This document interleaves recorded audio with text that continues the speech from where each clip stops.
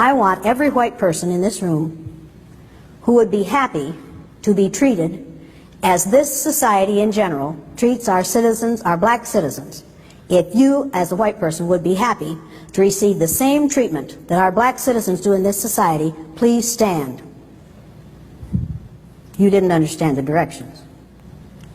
If you white folks want to be treated the way blacks are in this society, stand. Nobody's standing here. That says very plainly that you know what's happening.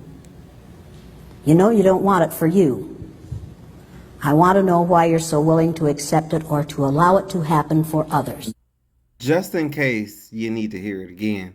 And hey, happy White History Month. I want every white person in this room who would be happy to be treated as this society in general treats our citizens, our black citizens.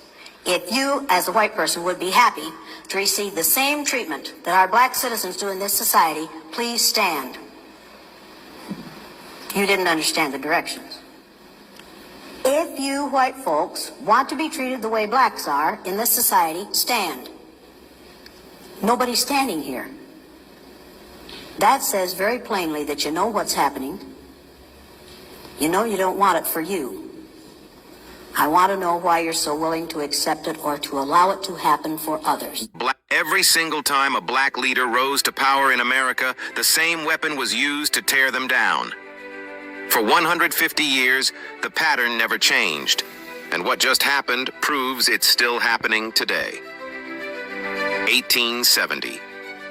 Hiram Revels becomes America's first black senator.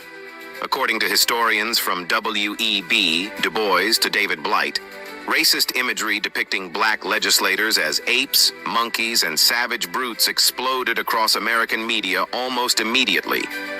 These weren't accidents. They were weapons designed to destroy black political power. During Reconstruction, over 1,500 African Americans held elected office. Men like Robert Smalls, who escaped slavery, commanded Union ships, and became a 5-term congressman.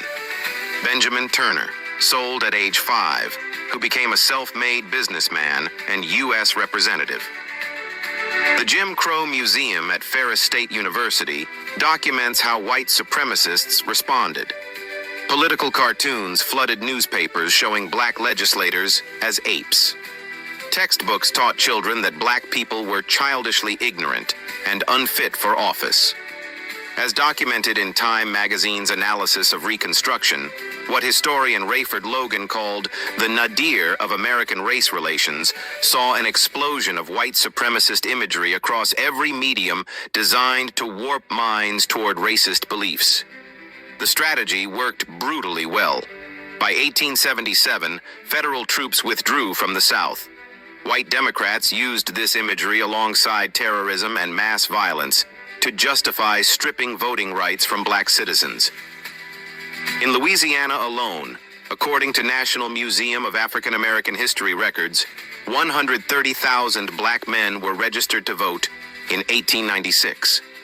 By 1904, that number dropped to 1,342, not through persuasion, through propaganda and violence. Fast forward to 2008. Barack Obama becomes America's first black president. The pattern resurfaces. According to Axios reporting, monkey and ape imagery that had been politically disqualifying for decades suddenly spread across fringe spaces. When it crossed into mainstream politics, careers ended. Roseanne Barr's show canceled within hours in 2018 for comparing a black Obama advisor to Planet of the Apes. Los Angeles City Council President Nuri Martinez resigned in 2022 for calling a black child a little monkey. California GOP official Marilyn Davenport faced formal reprimand in 2011 for circulating an email depicting Obama as a chimpanzee.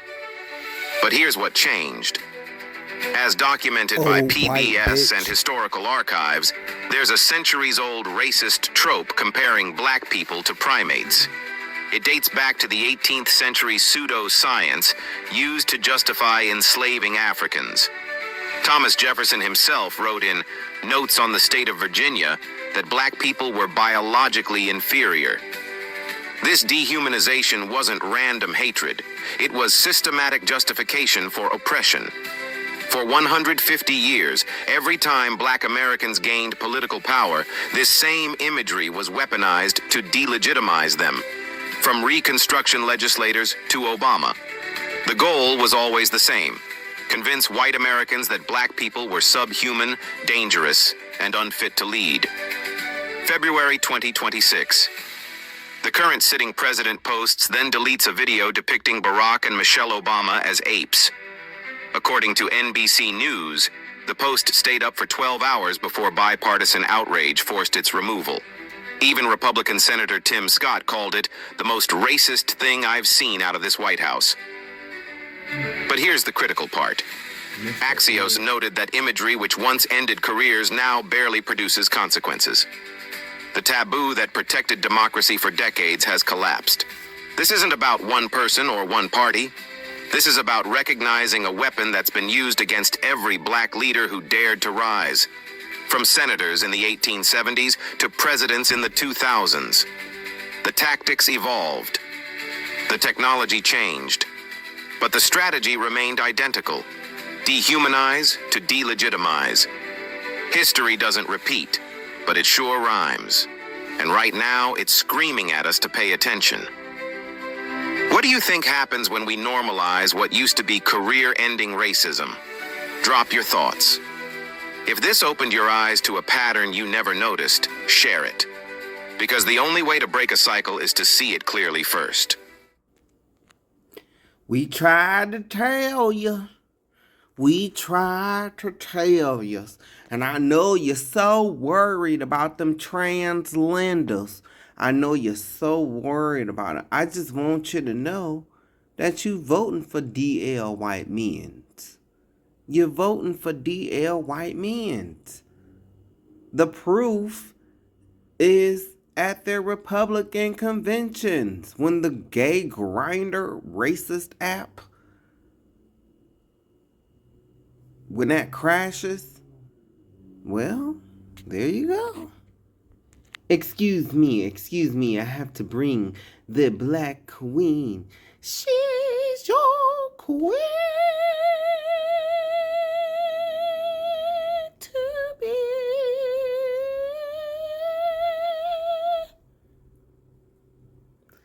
I have to bring on the queen to tell you what Donald Dump is suffering from.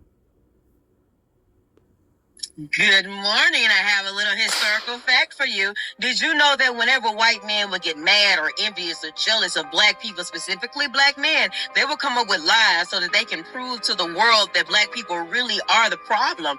Whenever black men had businesses in their communities, which was majority black, white men who had businesses there had to compete with them, and they didn't like that. So they would start fucked up shit with black people. And so black people was like, you got me fucked up. I'm finna go get my Winchester rifle and I'm finna, fight back and protect my business. And white men would get their asses killed and they get their asses beat up, and they would be so pissed off and sad and shamed that they would go run into the sheriff department and say, hey, I need y'all to deputize us so we can go and enact these laws on these black beasts who have been killing the white men and raping the white women. Then they would have the law on their side. So then after getting deputized, they would go and arrest those black men and they'll put them in prison. But not only that, they would come on back with their robes and their three-piece suit, because now they're going to have a celebration. That celebration is called the lynching. Oh, they put it out in newspapers and everything, baby. They was adamant on making sure that you knew that they were in control. And they would even go so far as not just to hang you, but to shoot your dead body. Also, to cut off your wee-wee. It gets worse. Oh, they will also take your wee-wee, take pictures of it as a souvenir, and make postcards and send to their families. And it doesn't stop there. They will also boil the wee-wee. And when they boil the wee-wee, they would eat the wee-wee, because why? Taking black people's body parts and eating them or wearing them in some type of fashion made them feel superior. It doesn't stop there. Ida B. Wells created a journal of all the lynchings that was happening in the South during her time. And she said the real reason why white men love to treat black men this way, and black children and black women, because they was lynching everybody, is because it satisfied their sexual needs. They saw you hanging and they would get on hard. So then they will go home to the women that they didn't even fucking like, fuck on them and beat on them until the next lynching. Yeah.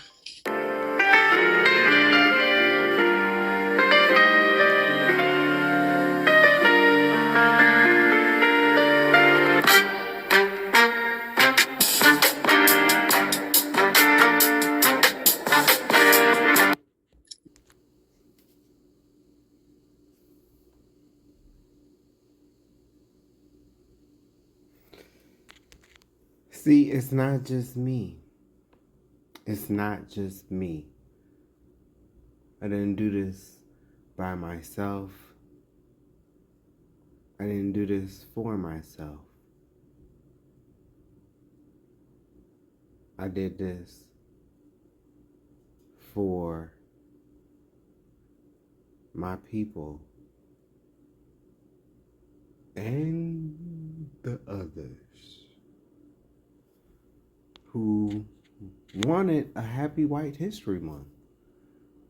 They get so mad and, that we have our little Black History Month, even though it's the last month of the year, And, oh yeah, because February is, New Year starts in March, if you didn't know. But, they get mad at our Black History Month, so hey, why not? Let's create a happy White History Month. Show y'all the shit you did. Okay, so white people, this some shit y'all got. It's like y'all got this shit, like y'all have this thing where it's like, you think like, ooh, yeah, that's gonna stick it to black people. And it's like you even vote, like, or you do shit out of spite. Like trying to spite black people, but you don't spite anybody but yourselves. And it's like, I just wanted to point that out to you. Y'all do this shit. Not deeper than that for a lot of you. It's not like more nuanced than that. A lot of you genuinely just wanted to see people that you didn't like have a bad day. Turns out, everyone's having a bad day now, including you. You're paying $90 to fill up the gas guzzler that you can't afford to pay. You complain about gas prices because you guys won't stop driving gas guzzlers, and you're never going to admit that you made a mistake by just spite voting for Trump to piss progressives off. Did you know that in the 1700s in Virginia, wealthy white people noticed that there was a camaraderie forming between the white servants and the black slaves, and they were like, shit, we can't have this, because if they come together and they realize that there are way more of them than there are of us, then they're going to rise up against us and we're going to lose our cushy little spot. So this is what we're going to do. We're going to proclaim that white people are superior, because that obviously makes it true. And then just to solidify that feeling within the white servants, like white servants aren't actually like us, but we're going to make them think they're like us. We're going to... That would be you Italians. And the Italians. When you wasn't doing your turns in second and your pirouettes and your soutinees. Give them a reward for working off their indentured time. We're going to give them some shillings and some corn, give the men a gun and maybe some land. That way, there will always be this unevenness between the white servants and the black slaves, and there will always be a divide so that they cannot come together and rise up against us. This was before West Side Story. And that white wealthy fear is what built this country, is what continues to run this country.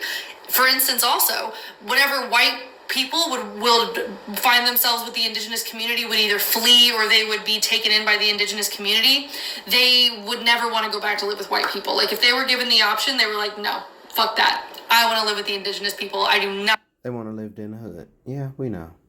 I want to live with the white people. Like, this life, this way of living is so much better. I do not want to live with white people. So the wealthy white people were like, well, shit, we can't have them coming together either. So We have to make laws and rules so that way the white people never realize that the indigenous way of living is actually fucking amazing. We have to keep them controlled.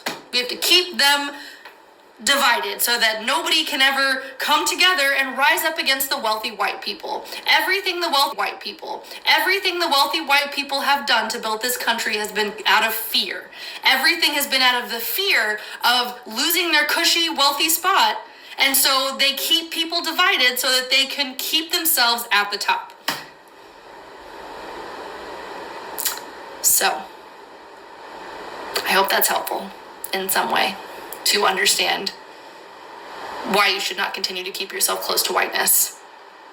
Because keeping yourself close to whiteness and positioning yourself next to white people continuously while you keep yourself divided from the minds and the perspectives of everyone that doesn't look like you is what will continue to keep us divided and continue to keep the wealthy white people at the fucking top and keep the pedophile ring that is now running our country at the top running our country. So, okay, that's enough. Oh my God, how did that get there? Oh my God. Is that JD Vance? Looks just like him. You know, he's always ready to take a big gulp. Oh, Megan she's just not just babbling now. You know, she knows that that pedophile ring, here's where they stem from. And a lot of them was probably back around in these times. Investigations in other cities have shown that boys 13, 14, even younger are coerced into prostitution with threats of physical violence and are sometimes shipped across state lines, shipped to the older adult men who desire young boys for sexual acts. Occasionally, these boys' episodes with their older clients ends in physical violence. There are men who seek young boys to torture and sometimes to kill. The President's Commission on Obscenity found, this is the commission that Richard Nixon repudiated, it mentioned in passing that child pornography was a phenomenon of the abuse of children, and then went on to say that for every female prostitute of any age in the United States, there are 9 boys underage who are prostitutes. And there was a call boy ring operated out of New York City, which had phone hookups with Houston, Atlanta, Los Angeles, New Orleans, Washington, D.C. And that callboy ring had a list of 10,000 clients. Mostly white. Who could call and with a credit card purchase a boy. Hello. Hello, this is credit card number 06789. I'd like to make an order, please. Go ahead. I'm looking for a young male, blonde hair, blue eyes. White. Body hair or no body hair? Thick body hair, please. What White. age? 10 to 12. Damn. Butch or femme? Butch, please. What is your address? I'm at the Houston Marriott Hotel, room 313. Wire me $200 now by credit card and have $100 in cash for the boy. He'll be there in 30 minutes. Thank you. Thank you. The kind of individuals involved are down the line, almost in every instance in the cases I've investigated, men who are very powerful, White. usually very wealthy, White. and usually administrate control over a large number of people. White. 16-year-old boy came to us telling how he'd started as a prostitute at age 12 and now is employed by a large Houston corporation. White. The corporation pays him from a well-covered slush fund. White. I'm working right now, with the corporation. What color do he sound like? What's that? How's that work? Well, when their executives or, their business people are in town, they're sent to our apartment, and we entertain them while they're here. Okay, what's that entertainment usually involve? What do they usually demand, or what do they want? Well, it's all kinds of sex and perversions. There's no two alike. I've decided that. I know y'all nasty. Subsequent to the making of this interview, this boy's mutilated body was found. It's closely attached to the major financial, commercial, industrial, White. educational institutions of our society. White. It's run by the same people who run those. It's frequented by the same people who occupy management positions in those. White. It's not the mafia. No, it's not the Italians, because, you know, the Italians are actually family oriented and they are too busy preparing for, you know, West Side Story, and, you know, they're practicing their pirouettes and their turns in second and their suit news, you know, so they're too busy. So he's letting you know it's not the thugs, it's not the bad people, quote unquote. It's not the Irish. They're too busy getting drunk and laughing at the Italians. So it's the business people. It's an adjunct of clean business. It's serving the most respectable people we have in our society, the people who are the elite. Told you, who is the elite? The rhetoric around reparations is so strong and radioactive that even people on the right side of the house run for the hills when it gets brought up. Careers get funny, doors close, calls stop getting returned. I know because I've watched it happen. HR 40 is the closest this country has ever gotten to looking at reparations, and it's not even money. It's a study, not a check, not a program, just homework. And here's the awkward part. We already did the homework. Dr. William Darity and a whole lineup of scholars already ran the numbers. We're not guessing, we're calculating. By the end of 2025, the descendants of American chattel slavery are owed between $13.4 trillion and $16.1 trillion. That's trillion.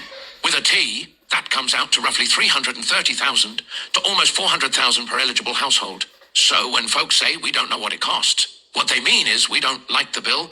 Now let's make the math. The median white household sits around $285,000. The median black household, about $45,000. That's not a gap, that's a Grand Canyon with interest. 6 to 7 times the wealth. That's not hustle, that's history with receipts. Now, technically, we're owed more than what the average white household even has. But let's compromise. Make it even, call it a day, and go build some parks or something nice with the rest. See, we're negotiating already. Now, here's where it gets real embarrassing.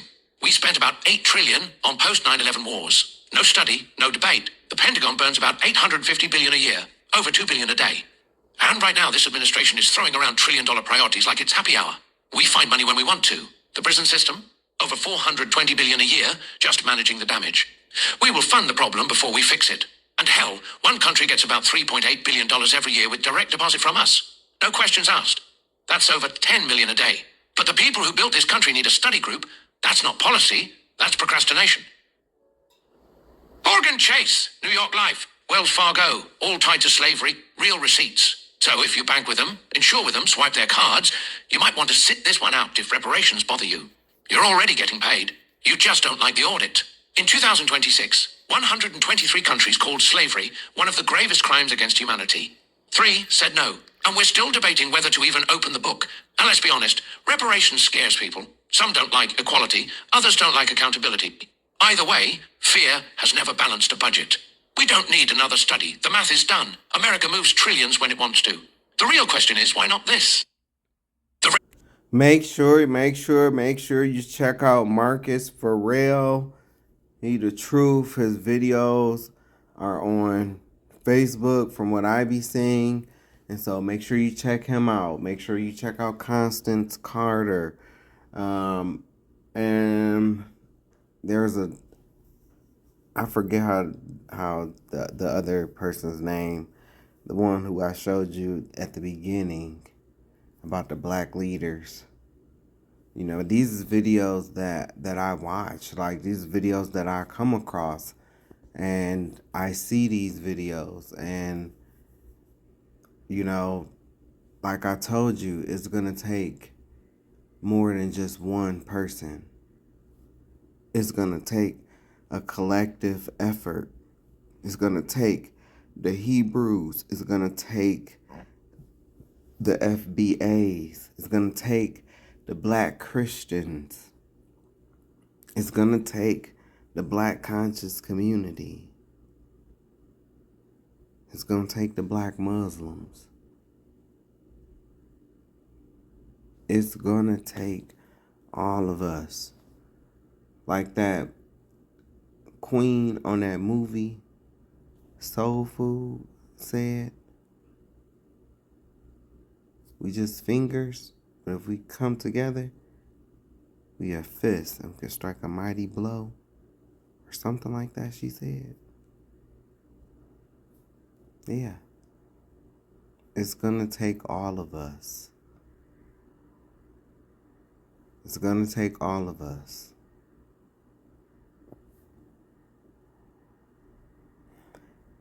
Except for you maggot supporters.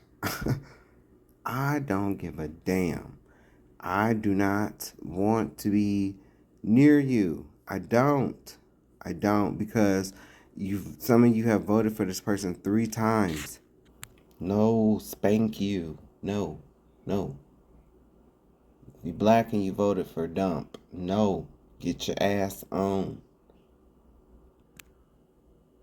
Helping people in America is considered radical. But spending $1 trillion on war isn't. America spends over $1 trillion a year on its military, more than the next 10 countries combined. From 2020 to 2024, $2.4 trillion went to military contractors, $771 billion to just 5 companies. But ask to help people. Now, everybody got questions. This conversation isn't new. When Jesse Jackson was saying it, he was too black. When Bernie said it, he sounded like Ben and Jerry's melted and started talking policy. But the math never changed. Tupac said it best. They got money for war, but can't feed the poor. Same country, same budgets, very different priorities. Money for war, weapons, and contracts. No one audits. But healthcare, wages, education, now, suddenly, we broke. $1 trillion a year moves for defense without a single town hall. But ask for affordable healthcare. Where are we gonna get the money? It's our money. It was always our money. Every dollar came out of somebody's paycheck. But when it's time to spend it on us, now we need a permission slip. Nobody asked where the money was when the check was for missiles. Nobody said be responsible when the goal was blowing something up. But keeping people alive, now we need meetings, studies, time to think about it. That's not economics. That's a double standard with a budget, a system that moves billions overnight, but freezes when the people who funded it need it back. And the same bill that pushed military spending past $1 trillion cut health care and food assistance. Same pen, same signature. Everybody else still figuring out rent, groceries, and health care. If you can spend $1 trillion of our money on defense, you can spend some of it on us. If you can write $771 billion in checks to 5 companies, you can invest in the country that wrote the check. The question isn't, can we afford it? It's, why are the people paying for everything the only ones who never see a return? Common sense isn't radical. The system just got so used to imbalance. That balance started looking like a threat. Once you see that, you can't unsee it. Like and subscribe for exclusive content like this. I saw a video of a man stealing a car airbag, and I went to the comments like, why is somebody stealing an airbag? And instead of figuring out why people were stealing airbags, I just saw a bunch of racist stuff about black people and crime. A lot of times people want to go back and forth with folks who talk about black folks and crime and using statistics, but I don't think it's worth it, because the very concept of crime is one that's controlled by people in power. Think about the fact that the most common form of theft is wage theft. It accounts for most of the theft in this country. But it's not even a criminal offense. It's a civil offense. So you can steal $3,000 from me that I've earned, and it's a civil offense. But if I take $150 from you, I'm going to jail? Given that I'm in Chicago, if somebody starts shooting down the street and I pull out a gun and I shoot that person, they're going to call it gang violence and take me to prison. But the United States just bombed a school full of girls for oil. One crime is penalized and one crime is legitimized. So arguing about the concept of crime doesn't make any sense to me. Because crime doesn't determine what's right or wrong. Crime is a legal concept. Harm is what determines what's right or wrong. Who's doing the most harm in this world? Well, I don't excuse it. People doing the most harm in this world ain't the people stealing airbags. The people stealing your wages and bombing schoolgirls. Hey, you know what? I'll just let the white man tell you. I'll let one of your own tell you what I've told you about TikTok. Well, I've told you what he's going to tell you, but I told you how it happened. TikTok and these social media apps, the scrolling, the short attention spans, it's all linked. But we'll let him tell you. This is how far I made it in the video before I decided to record it. So Fox News recently interviewed a bunch of college-age spring breakers about their views on American politics, and it is one of the most embarrassing videos that America has ever produced. Go ahead and watch this and try not to throw your phone through a fucking window. What issue facing America is the most important to you? What bikini I'm gonna wear next? Obesity is terrible. Ice. Not personally. I'm legal. I'm thinking about Starbucks, to be honest. I'm thinking about Starbucks, what I'm gonna get for today. We're going to war with Iraq. That's been crazy. What do you do in Colombia? You got Maduro out? You must be happy. I'm very happy. The Ayatollah's dead. What? Who? What?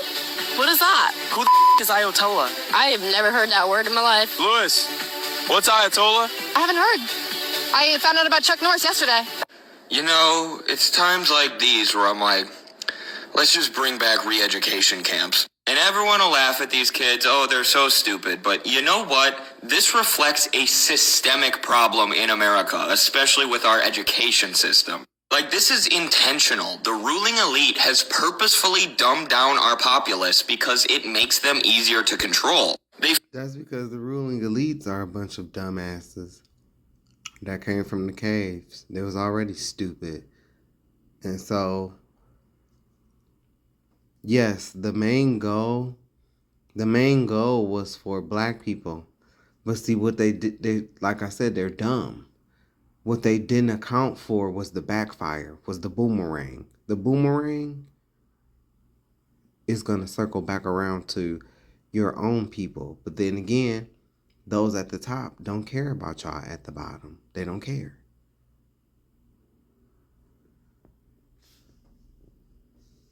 While we're here,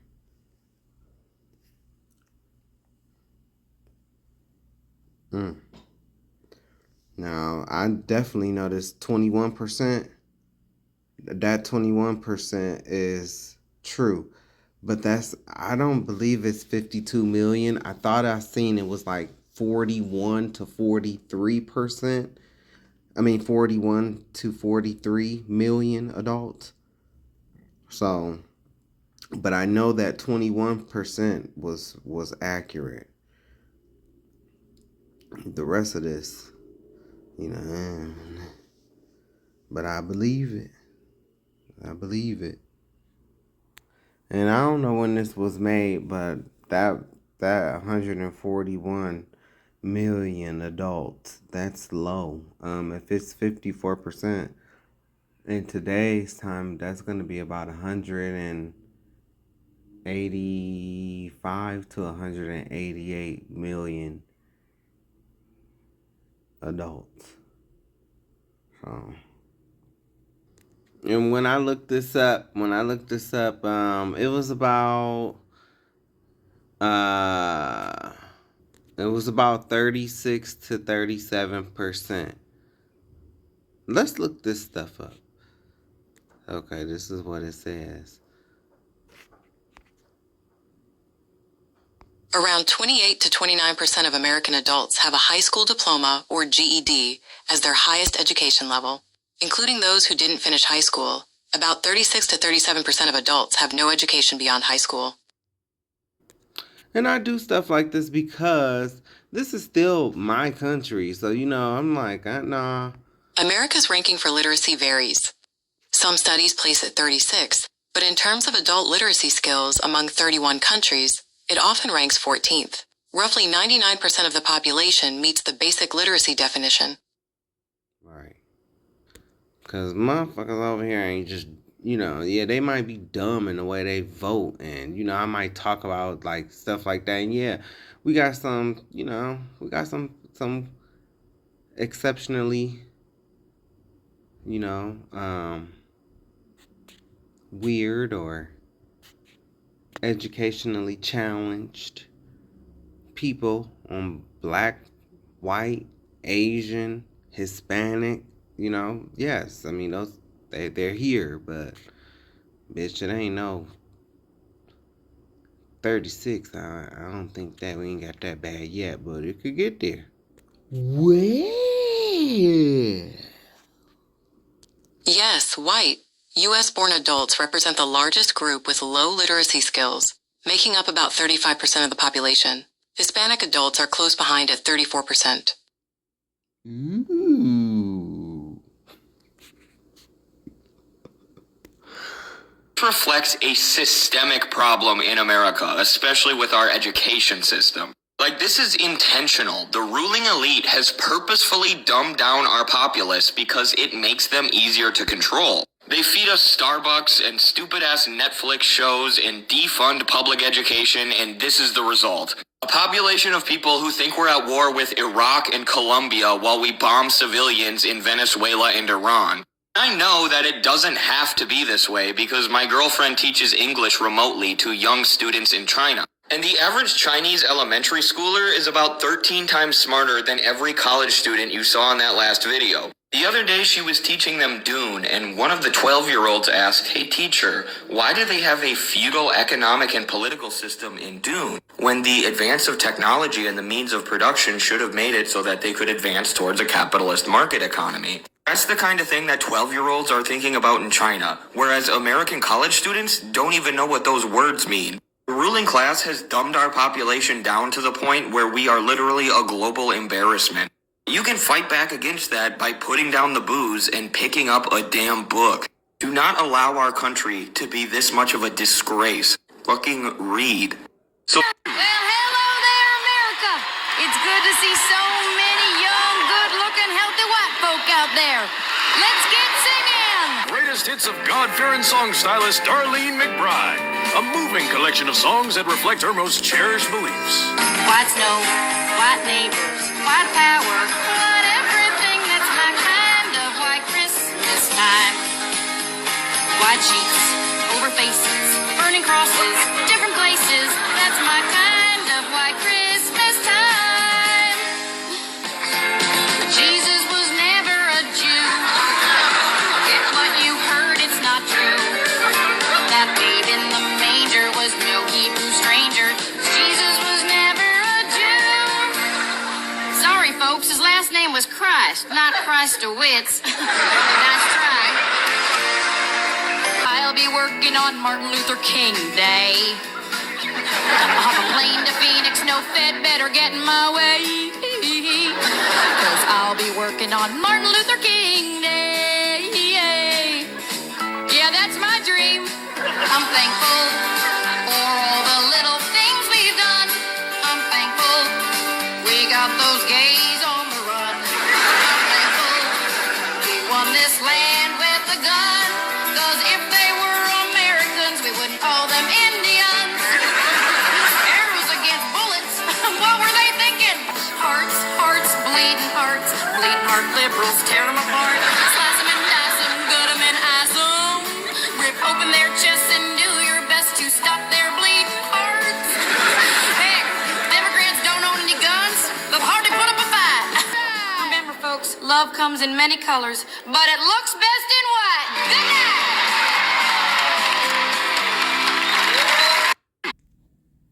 I'm Darlene McBride. You know, I love this country the way it used to be. Big government, the Supreme Court, and those bleeding heart liberals just couldn't leave well enough alone. And now look at it.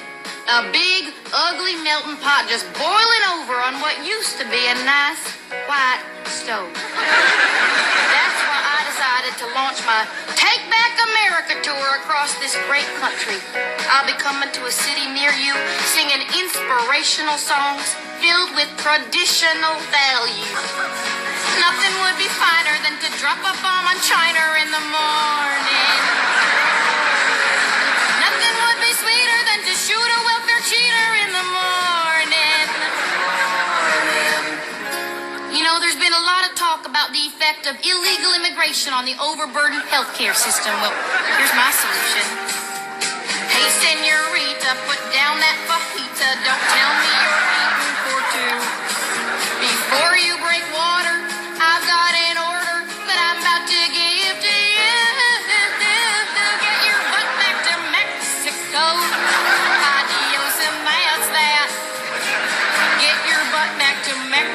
code. And then have your bread.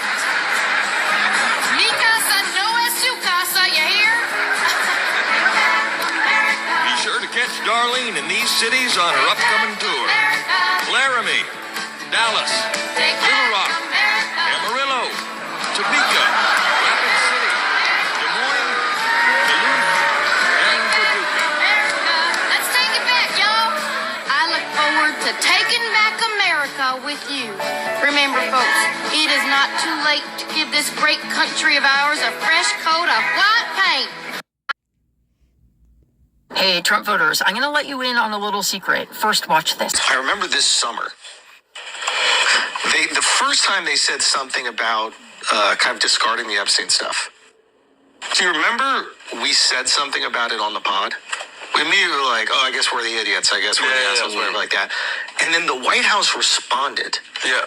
Do you guys remember that? Mm-hmm. So the White House gave a statement. They're like, oh, Andrew Schultz, I think that, he should be happy that something, blah, blah, blah, blah, blah. Oh, okay. I do remember that. And I was like, I should have known right there. Like, I should have known right there that they were, obviously I felt that they were covering it up. And that's why I was like, what the fuck is going on? But to even respond, to me, that means that they're in like immediate, oh shit mode. Right? Like, I knew it and I pushed and I was like, what the fuck is going on here? But it was so peculiar because they campaigned so hard on exposing it. Like the Bongino guy and Cash and Trump are campaigning on exposing it and immediately getting in office. Is there part of you that looks at it and goes, like, where do you take that? Where do I take that? Well, Andrew, they used you. They campaigned on releasing the Epstein files so that Trump could win and all of his other Epstein cronies could be put in positions of power so that they could then control the release of something they knew was going to come out anyway.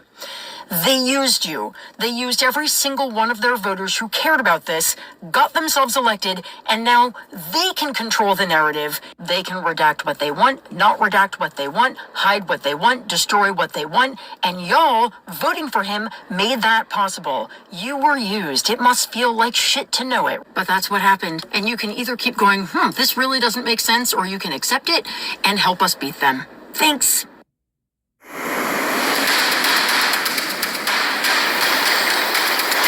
If you haven't read this New York Times article about how Trump got talked into the war in Iran by Bibi Netanyahu and was not dissuaded because no one in his cabinet is willing to tell him the truth, you have to read it. But here's the TLDR. Back in February, on the 11th, Netanyahu comes to the White House. They go into the Situation Room, which is not a place that foreign leaders almost ever go, and Netanyahu has an entire team of advisors behind him on screen, and they present Trump with their reasons for why Trump should join Israel in a war against Iran. Who's in the meeting with them? Susie Wiles, Chief of Staff, Secretary of State Marco Rubio, Pete Hegseth, General Dan Kane, John Ratcliffe, Jared Kushner, Steve Witkoff. This is the team listening to this presentation. Netanyahu basically makes a hard sell, saying that Iran is ripe for regime change. A joint mission could bring him to an end real quick, pointing to near certain victory. Iran's ballistic missile program could be destroyed in a few weeks. The regime would be so weakened it could not choke off the Strait of Hormuz. The likelihood that Iran would land blows against U.S. interests in neighboring countries was assessed as minimal. Donald Trump's response? Sounds good to me. Now, there was a meeting the next day with U.S. intelligence analysts, and they had a different take on what Netanyahu had said. The CIA director used one word to describe the Israeli prime minister's regime change scenarios: farcical. But when Trump asked General Kane, the chairman of the Joint Chiefs of Staff, who has an enormous amount of influence in this area, what he thought, he was just non-committal. Translate that as cowardly. At no point during the deliberations did the chairman directly tell the president that war with Iran was a terrible idea, even though some of his colleagues believed that was exactly what he thought. And that was the way it played out with every single advisor in the room. Rubio was ambivalent, but did not try to talk Mr. Trump out of the operation. Susie Wiles had concerns, but did not try to talk Trump out of the operation. J.D. Vance had major concerns, but in the end said, if you want to do it, I'll support you. And that is how we found ourselves in a war that has so far cost $45 billion minimum, killed minimum of 13 U.S. service members, injured around 350, killed thousands of people overseas, including hundreds of children, jacked up prices, dangerously depleted our artillery stores, put a more hardline leader in power, and is not over yet. This is a disgraceful lack of leadership, not only on Trump's part, but on everybody in his circle of advisors, none of whom were willing to tell him the truth. And a special mark of shame, of course, goes to Bibi Netanyahu, Trump's best friend, who is, as we speak, pounding Lebanon with bombs and has no intention of ending this war. This is what happens when you have a weak president and an even weaker team of advisors who will not tell him no in the face of sure catastrophe. Not good. Dental care for the whole family? That's My Park Dental.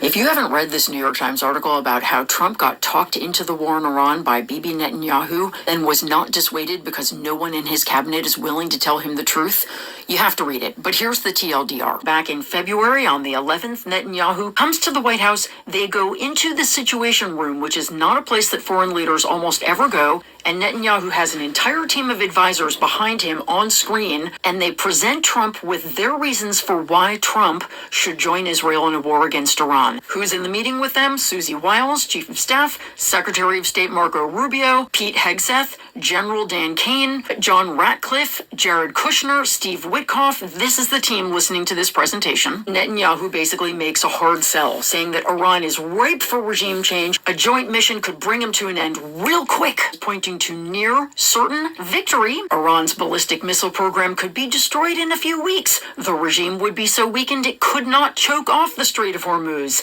The likelihood that Iran would land blows against U.S. interests in neighboring countries was assessed as minimal. Donald Trump's response? Sounds good to me. Now, there was a meeting the next day with U.S. intelligence analysts, and they had a different take on what Netanyahu had said. The CIA director used one word to describe the Israeli prime minister's regime change scenarios: farcical. But when Trump asked General Kane, the chairman of the Joint Chiefs of Staff, who has an enormous amount of influence in this area, what he thought, he was just non-committal. Translate that as cowardly. At no point during the deliberations did the chairman directly tell the president that war with Iran was a terrible idea, even though some of his colleagues believed that was exactly what he thought.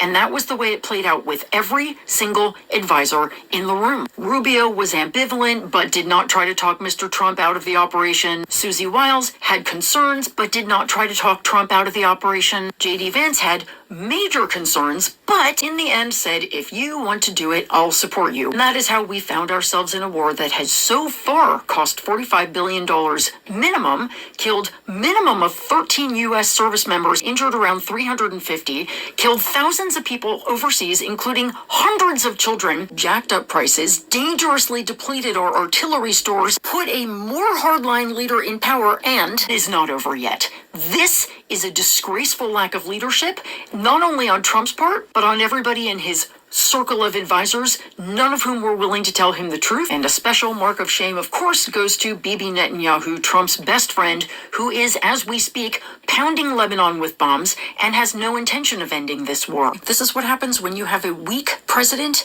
and an even weaker team of advisors who will not tell him no in the face of sure catastrophe. Not good. I've got another thing to talk to you about that we are doing in Iran that is despicable and immoral. And once again, mainstream media in the U.S. is not talking about it. I'm talking about the B-1 bridge that we bombed, the bridge that is outside of Tehran. I'm not just talking about the fact that you are not supposed to destroy civilian infrastructure and that often that can be considered a war crime, or the fact that this bridge was not used for military purposes. In fact, it wasn't used at all because it wasn't even completed yet. This strike killed 8 people and injured about 85 people, but again, they weren't military. Some of them were people who were picnicking next to the bridge, children, women. But that's not all. This was not a single bombing of that bridge. It was a double tap. You may be familiar with this term at this point because we also did a double tap at the Iranian girls' school in Venezuela at least once. Double taps are what fucked up evil countries do. Basically, it is when you hit something, wait for rescue personnel to show up, and then you hit it again. I'm on a Signal thread with a bunch of former USAID people who this was their world. They lived and worked in the Middle East, and they are so upset about this that they actually put together a statement, and I offered to read it to all of you. Starts out like this. We have years of experience working in USAID's humanitarian programs and on food security in Syria and Iraq. Many will have forgotten the horrors of that war, but we never will. Among the war crimes committed by the Russian and Syrian forces during that time was something called the double tap. A double tap was when the Russian Air Force would drop a bomb on a crowded or urban area, inflicting civilian casualties and causing buildings to collapse. The Air Force would then wait for first responders to rush to the scene before carrying out a second attack that killed both injured civilians and unarmed first responders. The purpose was to instill fear in the population and dissuade any civilian first responders from trying to help the wounded. During our time leading these programs, we spent countless nights pushing our government and the United Nations to find some way to stop Russia and Assad from committing these war crimes. Our partners on the ground would send us the photos of killed civilians and first responders. I can still see those images today, pictures of women and children, photos of blood-stained ambulances and collapsed buildings. Now our own government is using these tactics in Iran. You don't have to support the Iranian government to know that killing and maiming innocent civilians and then killing those who come to help the injured is wrong. I cannot express the deep sadness and anger I feel after years of pushing our government to stand against such depraved and inhuman acts to find that we are committing them. In a democracy, it is a government of the people, and the actions our government takes are taken for us. We are better than this. We must be better than this. We must be, right? Because if this is Christianity, I want no fucking part of it. But we all know damn well it's not. Because if I have ever heard of the devil's work, it is sending bombs to kill the people who go to help the people who were bombed.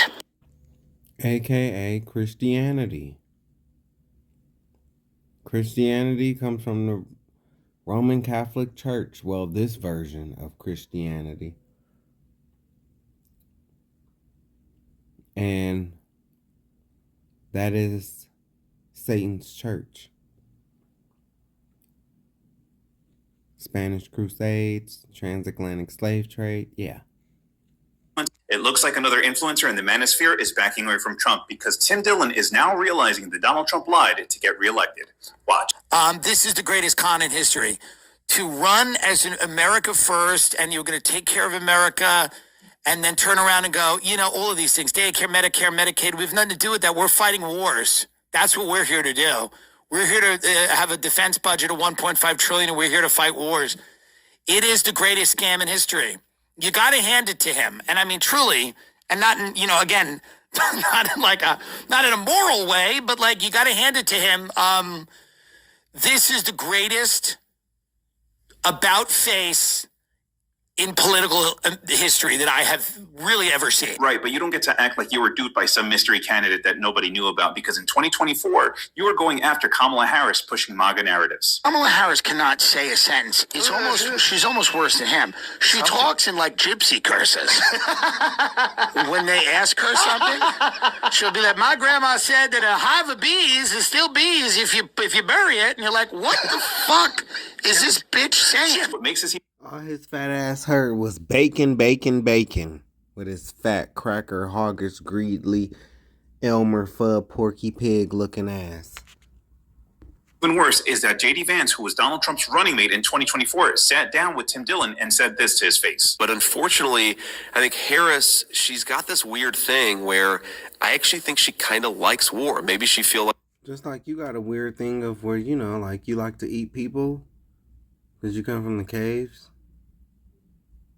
She feels like a tough guy about it. Yeah. I don't know why it is. And our interest, I think, very much is in not going to war with Iran. Yeah, it was Tim Dillon who did that interview. And now that everything is playing out exactly how Kamala Harris said it would, suddenly these guys want to act removed, like they had nothing to do with it. Like they didn't spend months platforming Trump to millions of young men. And you don't get to do that because when you have the kind of audience that they have, whether they like it or not, you have influence. You help shape how people think and how they vote. So this whole song and dance about I was conned into voting for Donald Trump doesn't really work. Just say you wanted to vote for the guy and you got it wrong. It's that. And you're racist. Say that too. And fat and ugly. And you look like the adult male version of Cartman. Say that.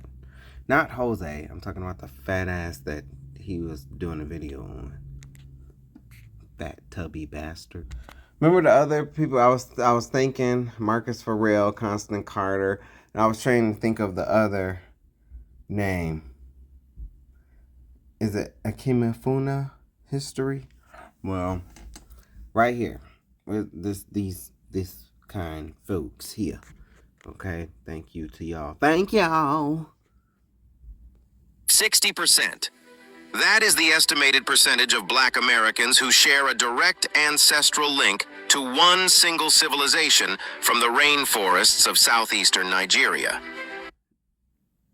Now, when you do the research and you start, tracing this lineage, these Igbo people, they are Hebrews.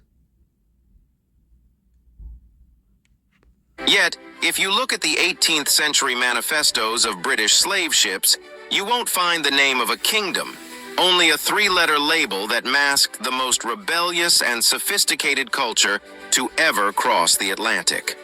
Between 1650 and 1830, a shadow fell over the Bight of Biafra, and the history of the Igbo people was changed forever. To understand the scale of this, we have to look at the geography of the era. The Igbo lived deep in the hinterlands, far from the crashing waves of the Atlantic. But as European demand for labor exploded, the very lifelines of the region, the Niger and Cross rivers, were transformed into highways of human capital. According to research published by the University of Calabar, community wars and the expansion of the Arrow Confederacy's trade networks fueled a cycle of kidnappings that spared no one. Whether you were a farmer in your fields or a merchant on a local path, you were at risk. By the mid-1700s, the ports of Bonny and Calabar had become the most active slave markets on the West African coast. European records from the time, now archived in the British parliamentary papers, frequently referred to the captives arriving from these ports as Igbo or Iboe. They weren't just names on a ledger, they were the primary source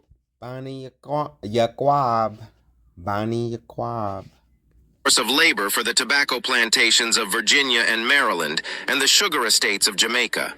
In fact, historical data from the Transatlantic Slave Trade Database confirms that nearly 15% of all Africans forced into the trade were taken from this single region. But there was something different about the Igbo captives that terrified European captains. They were famously known for a melancholy that was often a mask for a fierce, uncompromising resistance. While some resisted through the preservation of culture and memory, others chose a more direct path. The 1803 account of a white overseer named Roswell King documents one of the most haunting moments in human history: Igbo landing. After being purchased in Savannah, Georgia, and forced onto a small vessel called the York to be taken to St. Simon's Island, 75 Igbo captives rose in a coordinated mutiny. They didn't just fight, they took control. When they reached the shore at Dunbar Creek, led by their high chief, they didn't run into the woods to hide. They marched into the water together, chanting in their native tongue. "The water spirit brought us. The water spirit will take us home." They chose death over the indignity of the chains. This spirit of defiance is why the 1807 Slave Trade Act, passed by the British Parliament, was so significant. While the act officially abolished the trading of people across the British Empire, the 19th century records show that the damage to the social fabric of southeastern Nigeria was already catastrophic. Entire lineages were erased, and the political landscape of Igbo land was fractured in ways that still resonate in modern Nigerian politics. Today, we see the fingerprints of the Igbo everywhere in the African diaspora. From the Juba dances of the American South to the new say Igbo sayings in Haitian Creole, the memory of the Bight of Biafra remains unbroken. As the historian Douglas Chambers noted in his study, Murder at Montpelier, the Igbo didn't just survive the trade. They influenced the very foundation of American and Caribbean culture. The history of the 1600s to the 1800s is often taught as a story of what was taken. But when we look at the archives, we see a story of what was kept, a story of a people who refused to let their identity be drowned by the Atlantic. I want to ask you, knowing that so many of us carry this specific lineage of resistance, does it change how you view your own strength today? If your ancestors were the ones who the water spirit carried home, what does that say about the power currently running through your veins? Let's have a real conversation in the comments. Well, I would like to say that I do believe, this is true, but I also would like to say that influenced Black American culture, I don't agree with that part of it. I don't. Black American culture is Black American culture. Because I know that we were already here. See, I know that we was already here. And so we had already had our culture, our laws, and everything else, even though we went astray. But we did have a culture and laws that was already here. When our ancestors came over here through slavery, the ones that did come, when they went through American chattel slavery, all of that culture and that knowledge was whipped out of them. It was beaten out of them. So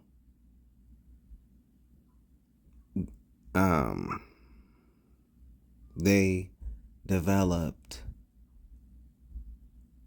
pretty much our own. That's, soul food, for instance. Soul food comes straight from the South of America. They probably making dressing today over in Africa, but no. That come from over here. That comes from over here. The music, the blues, jazz, gospel, the way gospel music is today, that all comes from over here. And I also want to point out that these Pan-Africans that are over here, at one point in time, like through the 90s and like into the, early 2000s, man, the Pan-Africans was more African than the Africans.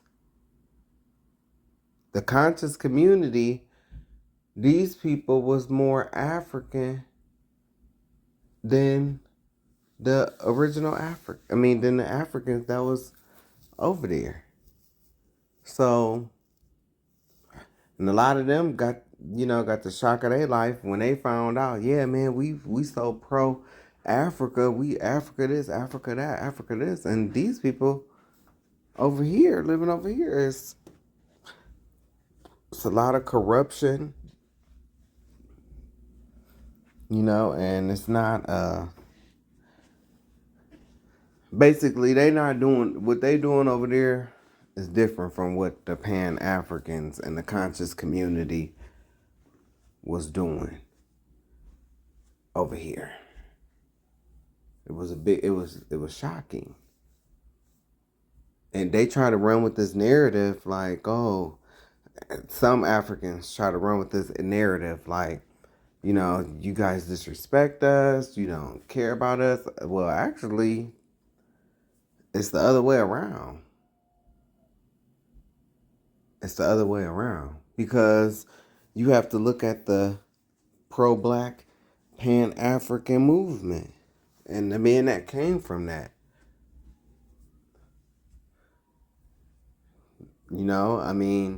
Even KRS-One had a song. He was talking about black people was the real Jews.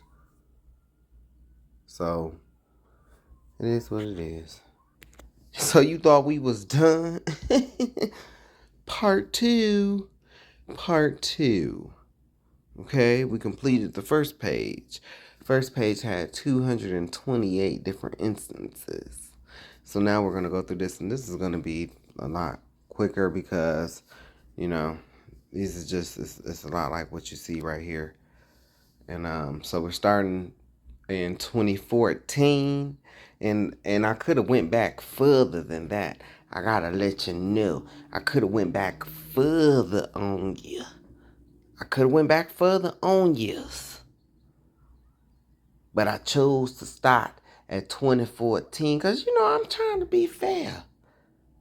And you know, we here to celebrate Happy White History Month. And all the fuck shit y'all done did to us and to others. And I ain't gonna lie, you can find all of this stuff on Wikipedias. Well, this stuff that I'm talking about here, this stuff, you know, on the first list, you know, that came from here. Came from in here. Because I'm in here and I'm in here.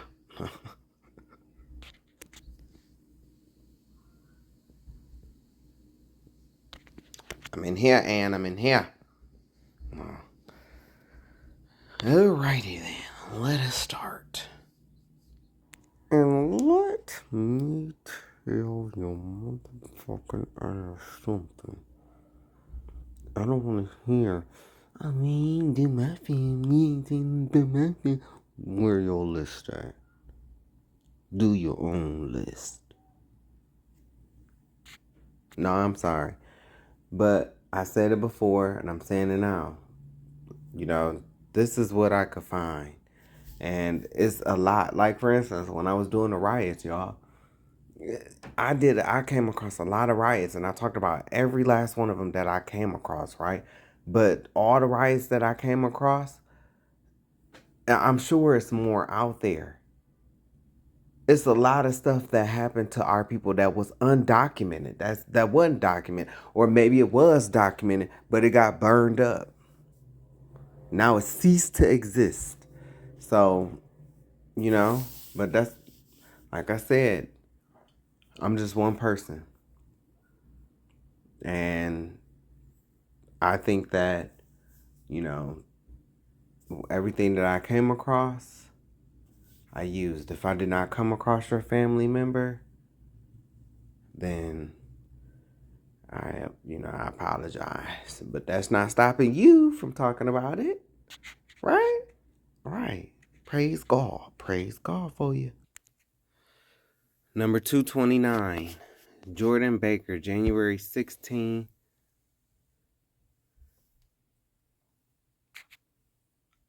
January 16th, Jordan Baker. And so remember, all of these happened in 2014. I'll let you know. You'll be able to see when we go to 2015. But everything that I'm reading, so this is starting in the year 2014.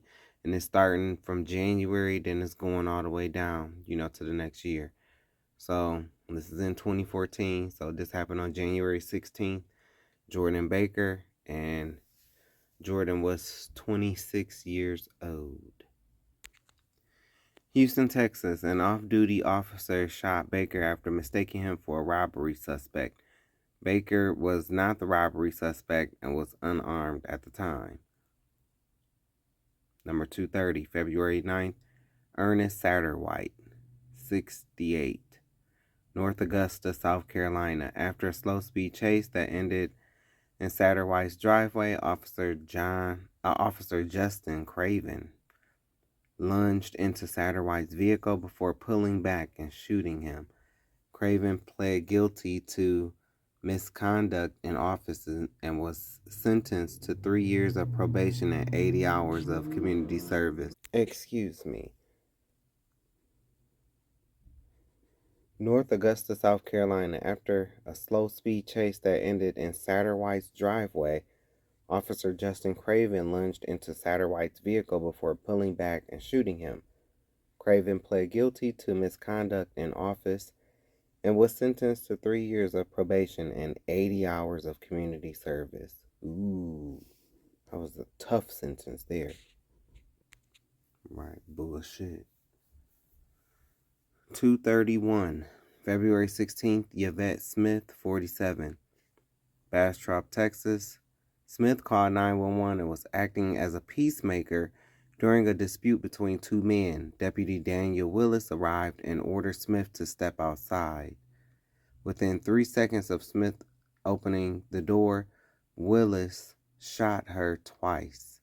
Willis was charged with murder, but was found not guilty. 2:32, March 25th, DeAndre Lloyd Armstrong Starks, 27. Tulsa, Oklahoma Sergeant Mark Walmershauser Jr.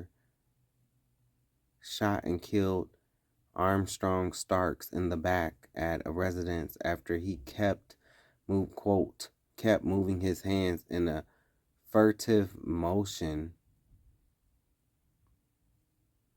in the front of his hoodie and waistband area. No weapons were found in the home. We're gonna also see a lot of the excuses that they use. Number 233, April 11th, Gregory Towns, 24, East Point, Georgia. Officers Marcus Eberhardt and Howard Weems repeatedly tased Towns as he was handcuffed, leading to his death. Eberhardt was sentenced to life in prison, while Weems was sentenced to 5 years in prison. 234, April 16th, Arthur Green Jr., 63, Tampa, Florida. Green, who was having a diabetic emergency, died after police restrained him. An independent autopsy stated that restraint asphyxia was Green's primary cause of death. 235, Justin Griffin, 25, Jackson, Mississippi. Griffin got into a fight with an off-duty Hinds County deputy acting as a referee at a basketball game. The deputy, Joshua Adams, struck Griffin in the head, killing him. Adams was charged with murder.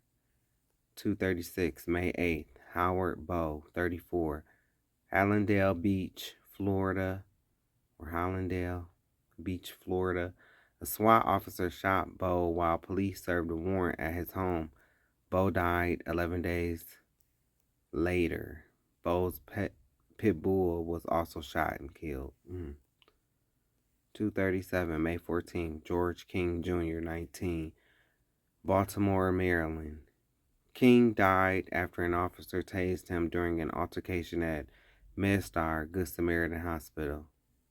238, May 22nd, Craig McInnes, 44, Kansas City, Kansas. McInnes died of positional asphyxia after being restrained. His death was ruled quote-unquote accidental. 239, July 4th, Icarus Randolph, 26, Wichita, Kansas. Officer Ryan Snyder shot and killed Randolph on his mother's lawn after he charged towards the officer. Oh, right. You know, right. Which is why, you know, that too, but this, you know. And you white folks know this too. That's why some of y'all call the police you Karens, even when black folks ain't done nothing to you. You know this too, and you be hoping for it. That makes you an evil ass bitch. Number 240, July 17th, Eric Garner, 43. That name should sound familiar. New York City, New York. Eric Garner died after a New York City Police Department officer, Daniel Panties, put him in a chokehold.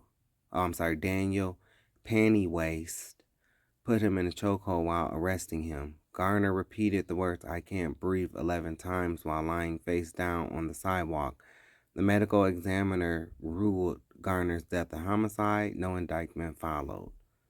241, August 5th, John Crawford III, 22. Beaver Creek, Ohio. Crawford was a 22-year-old man shot and killed by Beaver Creek police officer Sean Williams in a Walmart store in Beaver Creek, Ohio, near Dayton, while holding an unpackaged BB pellet air rifle from inside the store's sporting goods section. A grand jury declined to indict the two officers on criminal charges. Ohio is an quote-unquote open carry state in which the open carrying of firearms is legal with or without a license, which prompted discussion of gun rights and race. Following the shooting, a grand jury decided not to indict any of the officers involved on charges of either murder, reckless homicide, or negligent homicide. Number 242, August 9th, Michael Brown, 18. That name should sound familiar. Well, 242, August 9th, Michael Brown, 18. Ferguson, Missouri, after an incident in Officer Darren Wilson's police car in which Wilson discharged his gun, Brown began to flee on foot. Officer Wilson pursued the unarmed Brown. Brown then stopped and then turned to face Wilson, who then shot Brown 6 times, killing Brown. Brown's death is attributed to a fatal gunshot wound to his head. Less than 90 seconds passed from the time Wilson encountered Brown to the time of Brown's death. Brown's body remained in the street for about 8 hours, unmoved by Ferguson's authorities. No charges were filed against Wilson due to conflicting witness statements. 243, August 11th, Ezell Ford, Los Angeles, California. Ezell Ford died from multiple gunshot wounds after being shot by Los Angeles Police Department, LAPD, officers. After his death, his parents said their son had been diagnosed with depression, bipolar disorder, schizophrenia, and that everybody in the neighborhood, as well as the police, were aware of this. They recalled that Ford had become more introverted and melancholy around the age of 18 and took medication that made him less active. In January 2017, Los Angeles County prosecutors in Wampler and Villegas would not face criminal charges in connection with the shooting. September 10th, that's 244. September 10th, Darian Hunt, 22. Saratoga Springs, Utah. Police shot Hunt while responding to reports of a man with a samurai sword, later found to be a replica. Hunt's family found sketches of manga-like characters and scenes, suggesting Hunt was cosplaying a character when he was killed. Now y'all know y'all some dirty ass devils shooting that boy in his back like that. A lawyer for Hunt's family said he was shot in the back. 245, September 23rd. Cameron Tillman, 14. He was only 14 years old. Houma, Louisiana. Police were called about armed men with guns entering an abandoned home, but they were actually teenagers with BB guns. When deputies arrived, Tillman answered the door and was shot 4 times. The county sheriff initially said Tillman had a gun, but later said there was a BB gun in close proximity. The other teens stated the BB gun was on the table next to the door. 246, October 23rd. Michael Ricardo Minor, 38, Suitland, Maryland. A deputy responding to a domestic incident shot and killed Minor, who police say was unarmed.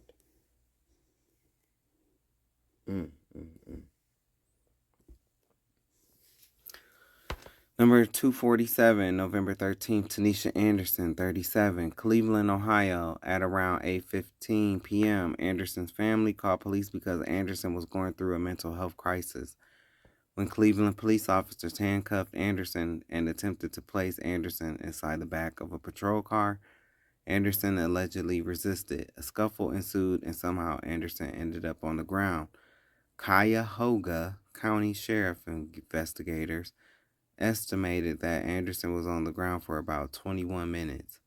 Anderson was later taken to Cleveland Clinic, where she was pronounced dead the next day at 12:30 a.m.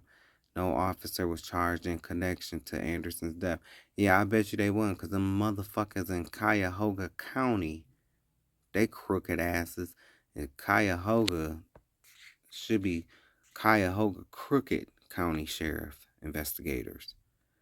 Yeah, because they gonna tell you she was on the ground for about 21 minutes, but they ain't gonna tell you that, yeah, well, the deputies probably had their foot on her neck, or something like that. That's what they ain't gonna tell you. They gonna leave that part out. Oh, yeah, she was on the ground for 21 minutes, but they ain't gonna tell you the other part. They crooked asses. They always been crooked. That's near Cleveland. You see what they queen is how they talking about Memphis. 2:48, November 20th. Akai Gurley, 18, New York City, New York. Gurley and his girlfriend entered the stairwell in the building where they lived. Officer Liang fired his weapon. His shot ricocheted off a wall and fatally struck Gurley in the chest. Officer Peter Liang was indicted by a grand jury for manslaughter, assault, and other criminal charges. 5 counts total. Number 249, December 2nd, remain Brisbane. 34, Phoenix, Arizona. An officer shot and killed Brisbane during a struggle after mistaking a pill bottle for a gun. December 250, December 15th. Dennis Grigsby, 35. Texarkana, Texas. Officer Brent Lawing responded to a burglary report and shot Grigsby, who was carrying a metal spoon. A grand jury declined to indict Lawing. 251, December 30th. Jeremy Reed, 36. Bridgeton, New Jersey. During a traffic stop, officers pulled over a vehicle for running through a stop sign. While questioning the 2 men in the car, including Jeremy Reed, Officer Days, who recognized Reed, removed a large silver handgun from the glove compartment. Then there was a struggle, and Reed then pushed the door open and exited the car with his hands at his chest level. Days backed up and fired as Reed exited the vehicle. Reed reacted to the shots by moving his hands upwards. Officer Worley fired 1 shot, and Reed was killed. Reed was unarmed at the time. No charges were filed against the 2 officer bitch asses involved in the shooting. Now we're moving on to 2015. So all these happened in 2015.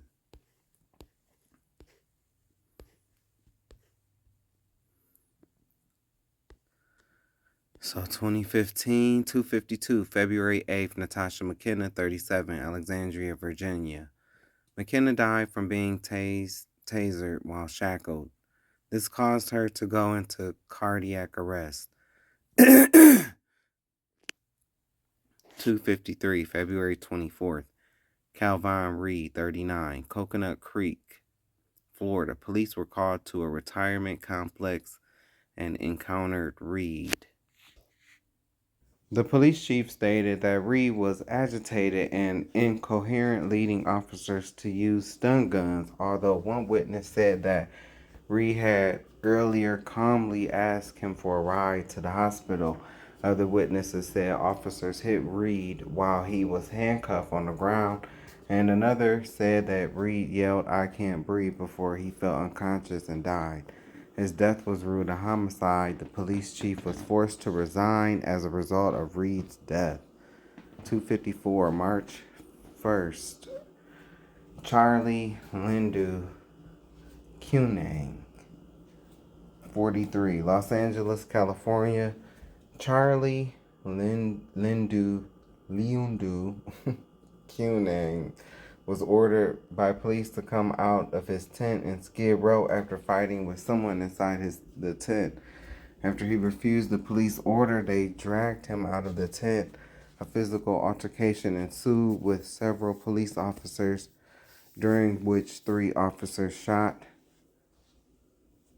Kunang, resulting in his death. At least 2 videos captured the incident. According to the police, Charlie had gotten hold of an officer's gun during the struggle. While no charges were filed against the officers, the city paid a settlement to $1.95 million to his family. I'm sorry, but okay, so this is how I feel about this. Like, and I'm speaking for me. Like, if I'm on Skid Row and then I get shot, why does my family get to get $1.95 million? Why do they get to benefit from my death and I was on Skid Row? And I mean that. Like, if anything was to ever happen to me, like, from the police officers or anything, I would be so against, my family members getting this large settlement. Like, these people, we don't even speak. We don't have a relationship. Like, how dare you try to come with your tears and your shoulda, coulda, wouldas and, trying to gain money off of me, and so, yeah, fine, convict them of their wrongdoings, but as far as like any money being passed to any family, no. I'm sorry. Like, how is that fair to Charlie? Like, damn, he got played double time. Like, he was on Skid Row, and then now that happened to him, and now his family is living, large, but he gone. So it's like, I don't see the logic in that. I don't. Now I understand, families quote unquote grieve and stuff like that, but baby, see, I'm on the other side, Yeah, no. I would not be down with that. I would not be. 2:55, March 6, Tony Robinson, 19. Madison, Wisconsin. Friends of Robinson were concerned by his erratic behavior and called for help. Robinson was determined post-mortem to have ingested Xanax, psilocybin, mushrooms, and THC hours before the shooting. Officer Matt Kinney failed to de-escalate the situation and fired his weapon 7 times. Robinson was unarmed.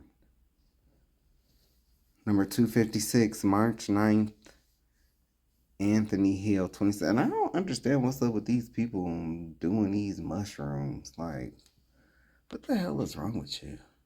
You do mushrooms, stay the fuck away from me. You ain't about to be sitting up next to me, then all of a sudden you flipping out talking about some goddamn Blair Witch Project. Nah, bitch. I'm smacking the dog shit out of you, okay? Bitch, I got something that's gonna knock your ass right out of that psychedelic trance, bitch. I'm a jap smack sonic rings out your ass. You ever been double backhanded? I'll take you here, then take you there.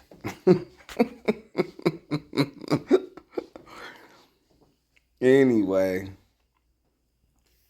That's a damn crap. Number 256, March 9th, Anthony Hill, 26, Chamblee, Georgia. Hill was noted to be acting erratically when police were called. He had hung from his second-story balcony in his apartment complex, and his speech was slurred. Officer Robert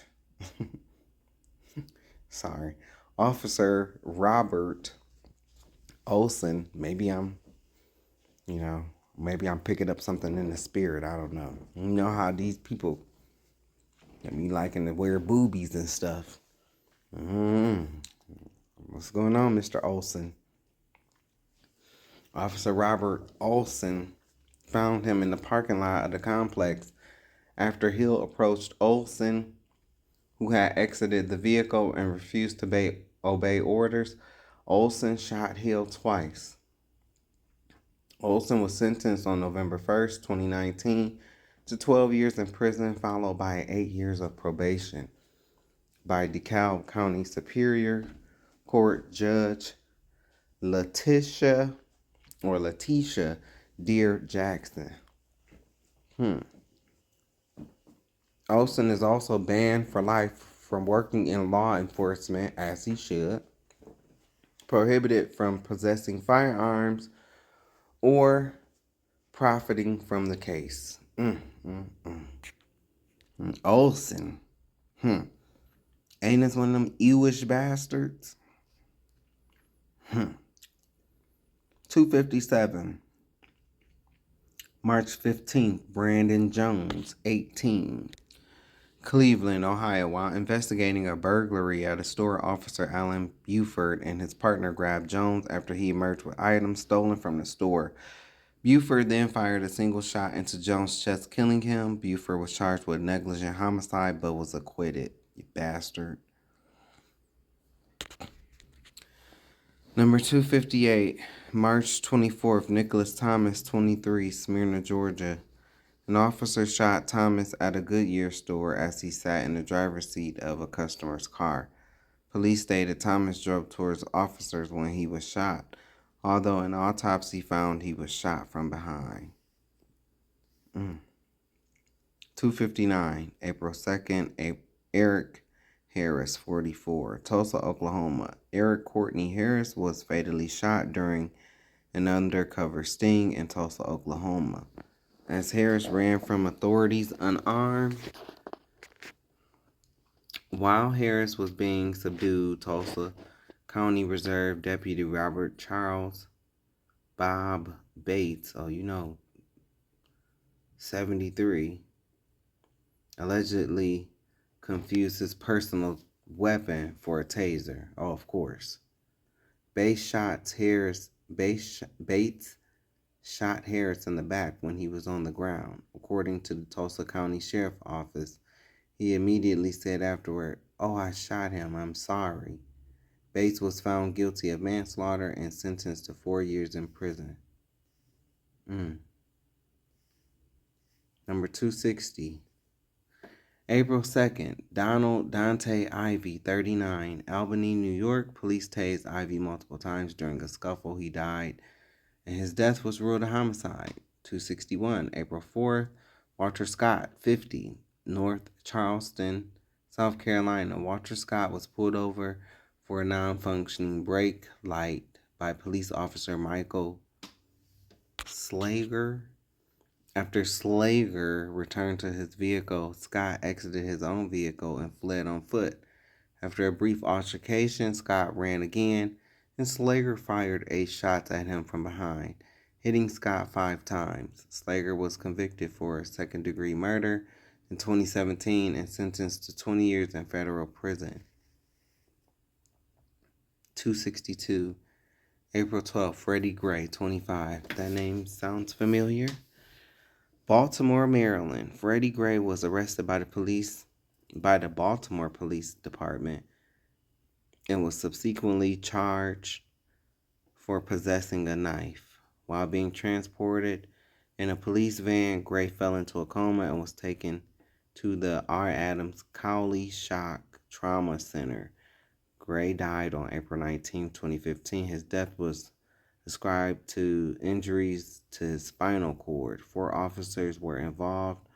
All were either acquitted or did not have charges brought against them. 263, April 15th, Frank Shepard, 41, Houston, Texas. Police pursued Shepard for suspicious activity after he crashed in an intersection. Police shot Shepard when he reached back into the car. No weapons were found in the vehicle. 264, April 19th, Norman Cooper, 33, San Antonio, Texas. Police responded to a family disturbance call and encountered Cooper. 2 officers tased Cooper several times. He fell unconscious and died at the scene. 265, April 22nd, William Chapman, 18, Portsmouth, Virginia, Portsmouth. Police officer Stephen D. Rankin had been responding to a report of suspected shoplifting and engaged in a physical struggle with Chapman while trying to arrest him. According to witnesses, Chapman broke free, but then stepped back towards Rankin, at which point Rankin shot him twice. Rankin was found guilty of voluntary manslaughter and served 30 months in prison. 266, May 5th, Brandon Glenn, 29, Los Angeles, California. Officer Clifford Proctor stepped back and shot Glenn during an altercation with another officer, stating he believed Glenn was reaching for his partner's gun. Although the Los Angeles Police Chief Charlie Beck recommended Proctor be charged, the district attorney's office declined to file charges against the officer. A later DA charged Proctor in 2024, and he was arrested in 2025. 267, May 30th, Richard Gregory Davis, 50, Rochester, New York. Police tased Davis after he charged at them following a chase. Davis died, and his death was ruled a homicide by a medical examiner.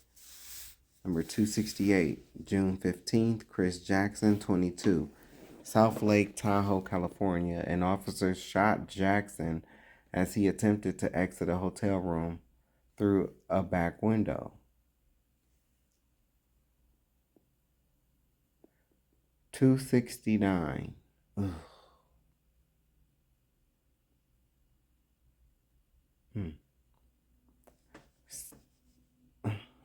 There's so many things wrong with this. It's just so many things that's just wrong with it. Okay, this is Mr. McCain. He was 41 years old. Owing Mills, Maryland. Police responding to a domestic disturbance shot McCain after he took a defensive position.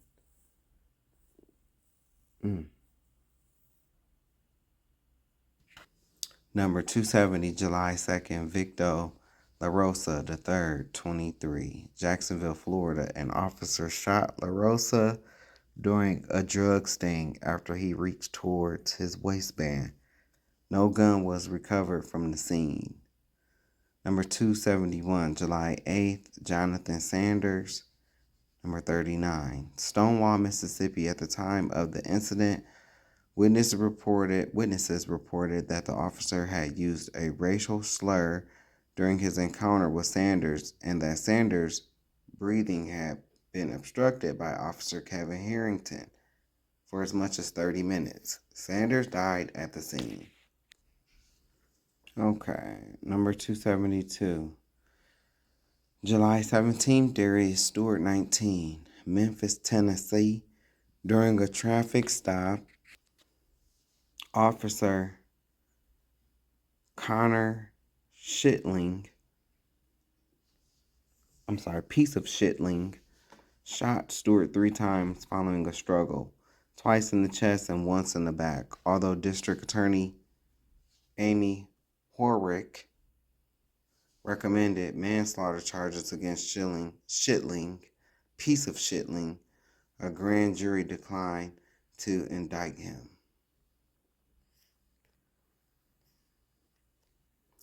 273, July 19th, Samuel DuBose, 43, Cincinnati, Ohio. Samuel DuBose was fatally shot by Ray Tensing, the University of Cincinnati police officer, during a traffic stop for a missing front license plate and a suspended driver's license. Getting shot over a suspended driver's license and a missing front plate. Tensing fired after DuBose started his car. He was tried twice for murder and voluntary manslaughter, but both trials ended in hung juries. Charges against him were later dismissed with prejudice.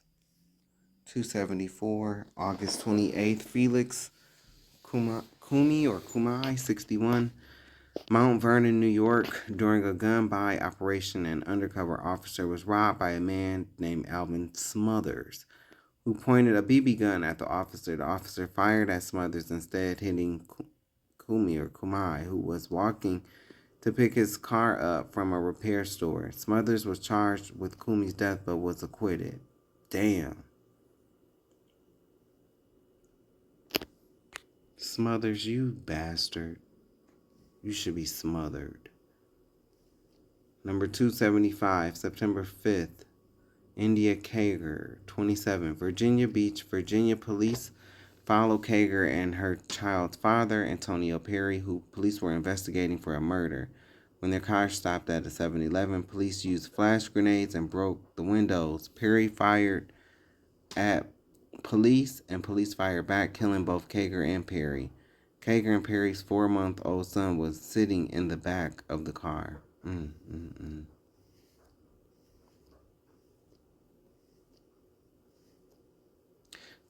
276, September 21st. Adrian Campbell, 24. Lubbock, Texas. Police searched for Campbell after a detective witnessed him allegedly hit a woman. When police found him, a physical struggle occurred. He was taken to a hospital where he died. His death was ruled a homicide. Number 277, September 23rd. Keith McLeod, 19. Reisterstown, Maryland. Police were called to a pharmacy after McLeod attempted to buy cough syrup with a fake prescription. According to witnesses, McLeod threatened to kill officers. Video shows he then pointed a finger gun at an officer who fired. 278, October 20th. Patterson Brown Jr., 18. Chesterfield County, Virginia. Patterson Brown Jr. was killed after an altercation at a car wash. The police officer who shot him was ordered to serve 3 months in jail in 2017. 279, November 19th, Nathaniel Harris Pickett Jr., he was 29. Barstow, California. Deputy Kyle Woods shot and killed Pickett at a motel after he fell to the ground and was scooting back. Wow. 280, December 8th, Miguel Espinal, 36, Yonkers, New York. Following a pursuit, police shot Espinal during a fight in a wooded area. Police claim Espinal had tried to grab one of their weapons. 281, December 19th, Roy Lee Nelson Jr., 42, Hayward, California. Police restrained Nelson, who had schizophrenia, while waiting for an ambulance to arrive. Nelson fell unconscious and died. 282, December 23rd, Kevin Matthews, 35. Detroit, Michigan. A Dearborn officer chased and shot Matthews, who had a history of mental illness and was recovering from a broken arm after he was accused of stealing an energy drink. In the deposition, the officer said that Matthews was above him and trying to take his gun, leading him to fire 9 times. Crime scene and ballistics experts hired by Matthews' family disputed this, of course, stating that the officer was most likely firing downwards and 2 bullets were found under Matthews' body and another next to it. The district attorney declined to file charges. 283, December 26, Betty Jones, 55, Chicago, Illinois. Officer Robert Rialmo shot and killed 19-year-old Quintonio LeGrier, who was armed with a bat. One of the shots struck Jones, LeGrier's neighbor.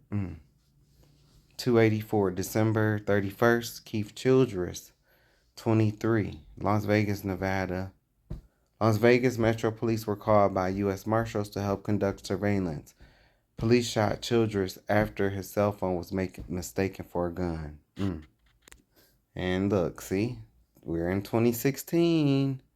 So these are all the ones that's going to be in 2016. February 5th, Window Celestine, 37, Antioch, California. 2 officers attempted to arrest Celestine, who had left the hospital against guidance after an arrest. When the two officers struggled with him, one put Celestine in a carotid hold, which resulted in Celestine's death. 287, February 8th. David Joseph, 17. Austin, Texas, police responded to reports of a teenager chasing a man around an apartment complex and encountered Joseph naked and unarmed. Officer Jeffrey Freeman shot Joseph after he allegedly charged towards him.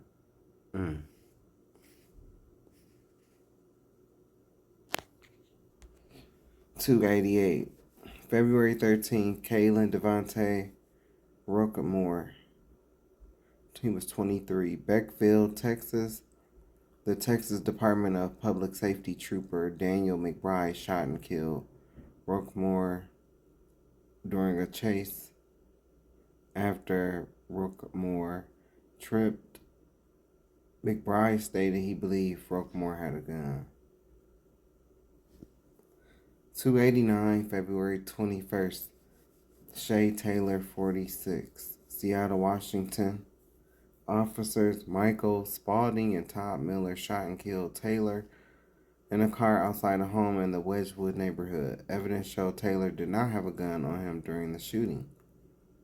290, February 24th. Christopher Davis, 21. East Troy, Wisconsin. Davis accompanied two friends to a parking lot where he was told they would be checking out a car. When the squad car pulled into the lot, one of the men told Davis and the driver, Jose Lara, that they were actually there for a drug deal. As Lara attempted to drive away, an officer fired, hitting Davis. No weapons were found in the vehicle. 291, February 25th. Greg Gunn, 58. Montgomery, Alabama. Officer Aaron Cody Smith shot and killed Greg Gunn after he fled a stop and frisk search. Smith claimed Gunn had attacked him with a pole, but his fingerprints were not found on the pole, and photographs showed Gunn had a hat in his hand. Smith was found guilty of manslaughter. 292, March 12th. Peter Gaines, 35. Houston, Texas. Police responded after Gaines, who police said may have been on PCP, was reported damaging a street sign. An officer tased, then shot Gaines after he allegedly walked towards police. 293, April 5th. Kevin Hicks, 44. Indianapolis, Indiana. An officer shot Hicks in the head after an altercation at a gas station. According to the Indianapolis Star, Hicks' death was one of 19 police shootings that the Indianapolis Metropolitan Police Department failed to review. I wonder, did they ever review it? Probably not. 294, April 11th. Mary Trujillo, 72. Jefferson Parish, Louisiana. Deputy Jean-Fritz Cadet crashed into Mary's car whilst crossing an intersection, with Mary dying at the scene of the accident. Fritz Cadet was not driving with lights and sirens despite exceeding the speed limit. 295, April 28th. Ashton Barnes, 24. Bel Air, Texas. A Harris County precinct, 5 constable pulled Barnes over while he drove a rental car. After Constable R. Felix asked Barnes if there was marijuana in the vehicle and told him to open the trunk, which he did. Then as Barnes began to drive away, Felix jumped on the side of the car and shot him. A grand jury declined to file charges against the constable. Bastard.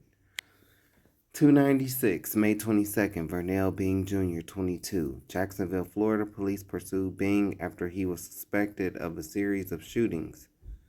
After Bing crashed, he exited his vehicle. As he walked towards an officer, the officer shot at Bing 5 times, killing him.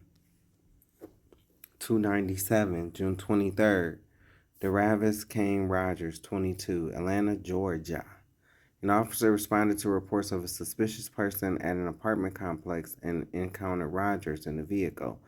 When the officer pulled in front of Rogers' car, Rogers continued around the vehicle. The officer shot into the passenger side, killing Rogers. The officer was charged with murder. Yeah, but was his ass convicted? 298, July 4th, Delron Small, 37, New York City, New York. After a driving dispute in Brooklyn, off-duty officer Wayne Isaacs shot Small with his service weapon. When Small approached Isaacs' driver's side window, Isaacs initially claimed Small assaulted him, but the security camera video contradicted his claim. Isaacs faced disciplinary charges in connection with the incident. 299, July 27, Dalvin Hollins, 19, Tempe, Arizona. Officer Ed shot Hollis, suspected of an armed robbery in a parking lot. Ed claimed Hollins had a gun, but no gun was ever found. 300, July 28th, Paul O'Neill, 18, Chicago, Illinois. Police say that O'Neill, who was unarmed, fled from the vehicle after the chase and refused to stop. The shooting was classified by the medical examiner as a homicide. The 3 officers who discharged their weapons were removed from duty following a preliminary investigation. Following an investigation, no criminal charges were brought against the officers involved. Of course. 301, July 28th, Donnell Thompson, Jr., 27, Compton, California. Deputies responded after Thompson was mistaken for a carjacking suspect while lying in a man's yard. After several commands and a flashbang failed to wake him, police used foam bullets, which woke Thompson up. Thompson then ran towards a SWAT vehicle with his hands near his waistband, and the SWAT officer shot him. 302, August 30th, Livonia Riggins, 22, Palm River Clare, Male, Florida. A SWAT team served a warrant on Riggins for selling marijuana. When Riggins awoke and moved between his bed and a wall, Deputy Caleb Johnson shot him. Johnson stated he believed Riggins was reaching for a weapon when his hand moved near his waistband.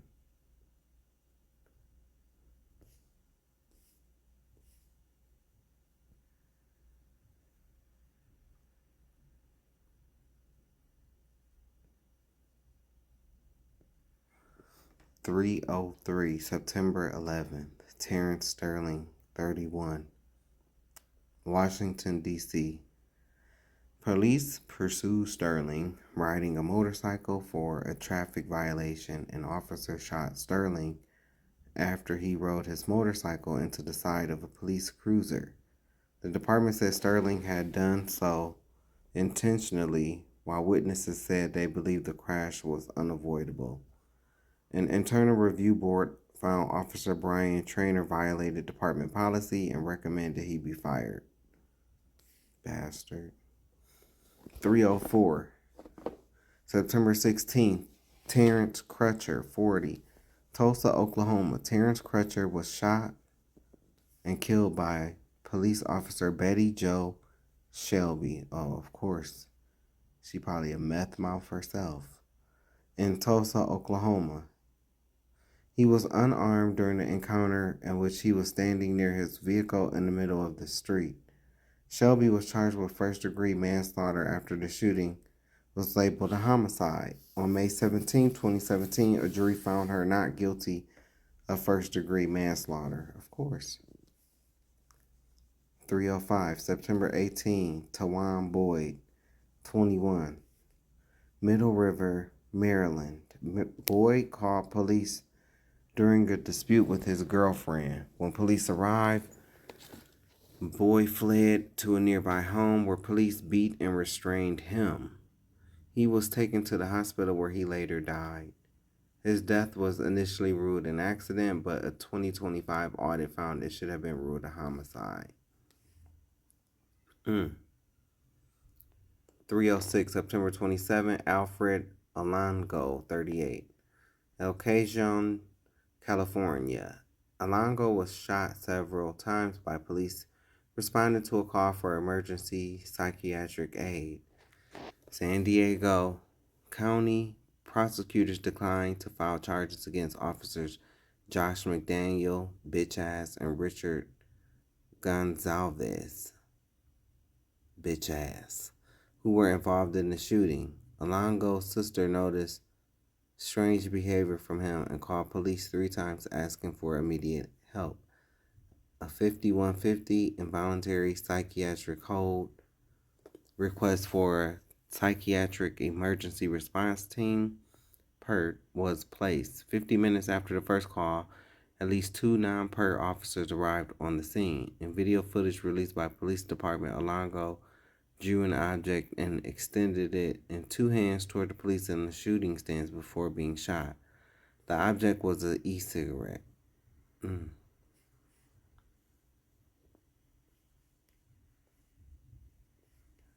2017 is next. 307, September 28th. Christopher Sowell, 32. Philadelphia, Pennsylvania. Police attempted to arrest Sowell, who was suspected in a series of stabbings and physical attacks. Officers ordered Christopher to take his hands out of his pockets. When he moved his hands abruptly, police shot him, with 9 officers firing a total of 109 times.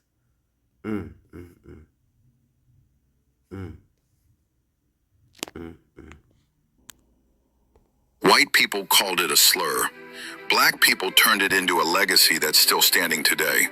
And what happened at Inkwell Beach in Oak Bluffs might be the most powerful story of black resistance nobody's talking about.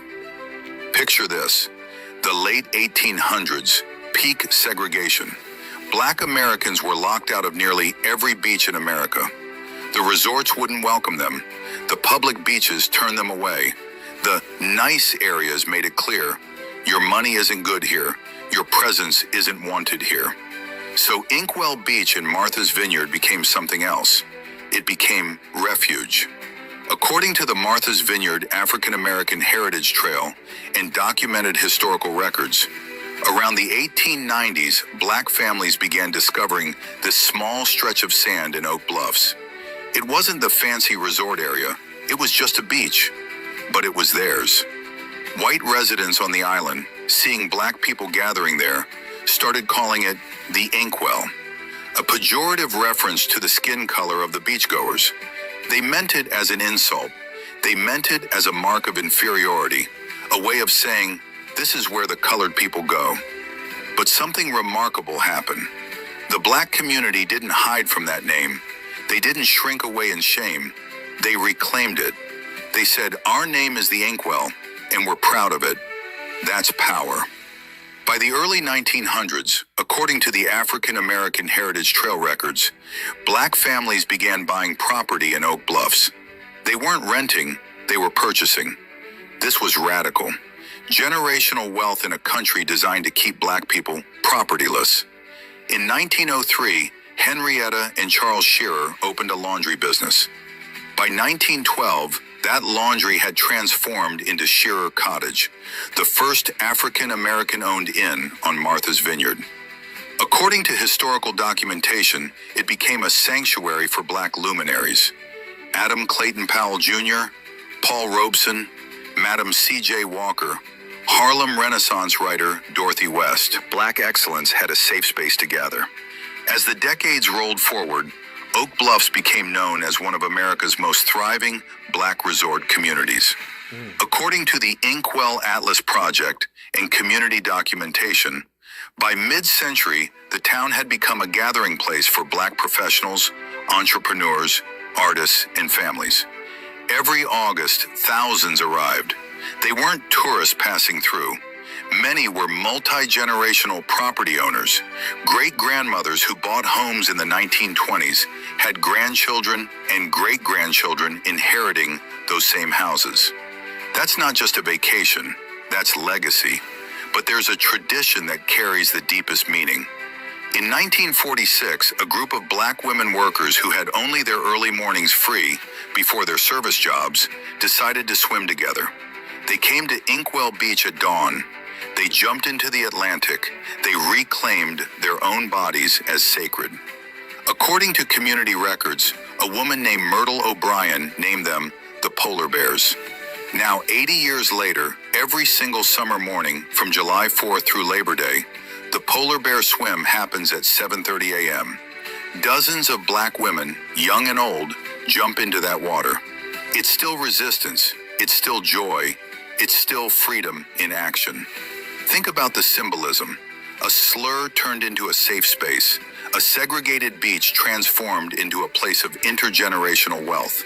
A place where, in the words of writer Jill Nelson, the weight of being a race representative is lifted, where black people can just be. That's what Inkwell Beach became. Today, Martha's Vineyard draws the Obamas, celebrities, artists, intellectuals. But beneath that glamour is something more profound. This is where black wealth compounds. This is where intergenerational property ownership meant survival, meant legacy, meant power. The businesses that thrive there now, black-owned restaurants, boutiques, spas, they exist because generations ago, black families made the choice to invest in themselves, to build, to stay. But here's what people don't realize. Places like Inkwell Beach are threatened. Gentrification creeps in. Property values soar. Younger generations can't afford what their grandparents built. The community that took a century to establish is now fighting just to stay in existence. The question becomes, how do we protect spaces that have already been stolen once? How do we ensure that black legacy isn't commodified and erased a second time? Inkwell Beach has survived slurs, segregation, and centuries of exclusion. It's thriving, but that thriving is fragile. It depends on black families understanding that buying property, investing generationally, supporting black-owned businesses, that's not just a transaction. That's revolutionary resistance. So here's what I want to know. Have you ever experienced a space like Inkwell Beach where you could just be free? Where your presence wasn't questioned? Where your money had value?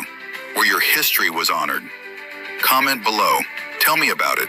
Because understanding these spaces, celebrating them, protecting them, investing in them, is how we build the future our ancestors fought for. The clothes you're wearing right now, the jeans that make you feel confident, the outfit that cost you money and effort, they were designed to be the uniform of slavery. Let me explain. West Africans knew something about indigo that changed the entire world. For generations, they cultivated a plant called Indigofera tinctoria. They understood how to extract the blue dye, how to ferment it, how to fix it to fabric so it wouldn't fade. This knowledge wasn't theoretical. It was spiritual. It was cultural. It was passed down through families, through generations, through centuries. Indigo cloth had value in Africa. It was currency. It was power. It was identity. Then came the slave trade. According to NPR's research on indigo, that cloth became so valuable that traders literally exchanged lengths of indigo cloth for human bodies. One bolt of cloth for one life. Indigo wasn't just a dye, it was called blue gold because enslaved West Africans who carried this knowledge to America made it the second largest cash crop after rice. More valuable than cotton, more profitable than tobacco. The entire colonial economy in the South was literally built on the stolen expertise of African people. But that's only part of the story. Enslavers needed to clothe the people they held in captivity as cheaply as possible. So they created something called Negro cloth, also known as slave cloth or plantation cloth. According to historical records, Negro cloth was a coarse, durable fabric made from cotton or blended threads. It was rough. Freed people later recalled it feeling like needles sticking one all the time. But it was cheap, and it was strong enough to withstand the physical demands of forced labor. Then someone had an idea.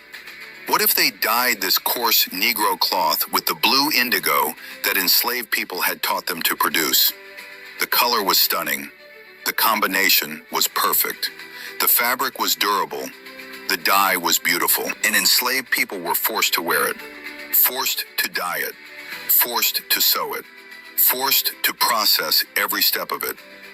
According to the PBS documentary Riveted, The History of Jeans, and research from Brown University historian Seth Rockman, enslaved Africans possessed invaluable expertise in every aspect, from growing indigo to processing it, to fixing it, to denim cloth. Here's what they don't teach in schools. Enslaved people wore these blue jeans. They wore them in the fields. They wore them because slaveholders forced them to wear them. They wore them so often that the entire garment became known by a racist term, Negro cloth. And when those enslaved people tried to escape, runaway slave advertisements documented in the Freedom on the Move database described them in specific detail. Last seen wearing blue jeans pants, spotted in dark jeans clothes. History was writing itself, but we erased it. Fast forward to the 1870s. A Bavarian immigrant named Levi Strauss partnered with a tailor named Jacob Davis. Davis added 6 copper rivets to strengthen work pants at the stress points. That's all he did, 6 rivets. And suddenly Strauss gets the credit for inventing blue jeans. But the cultivation... Because he was ewish. He was ewish.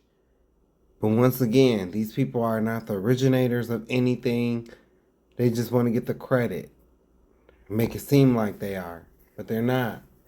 And what's so crazy is, if anybody knows me, they know that I love denim. I love like blue jeans.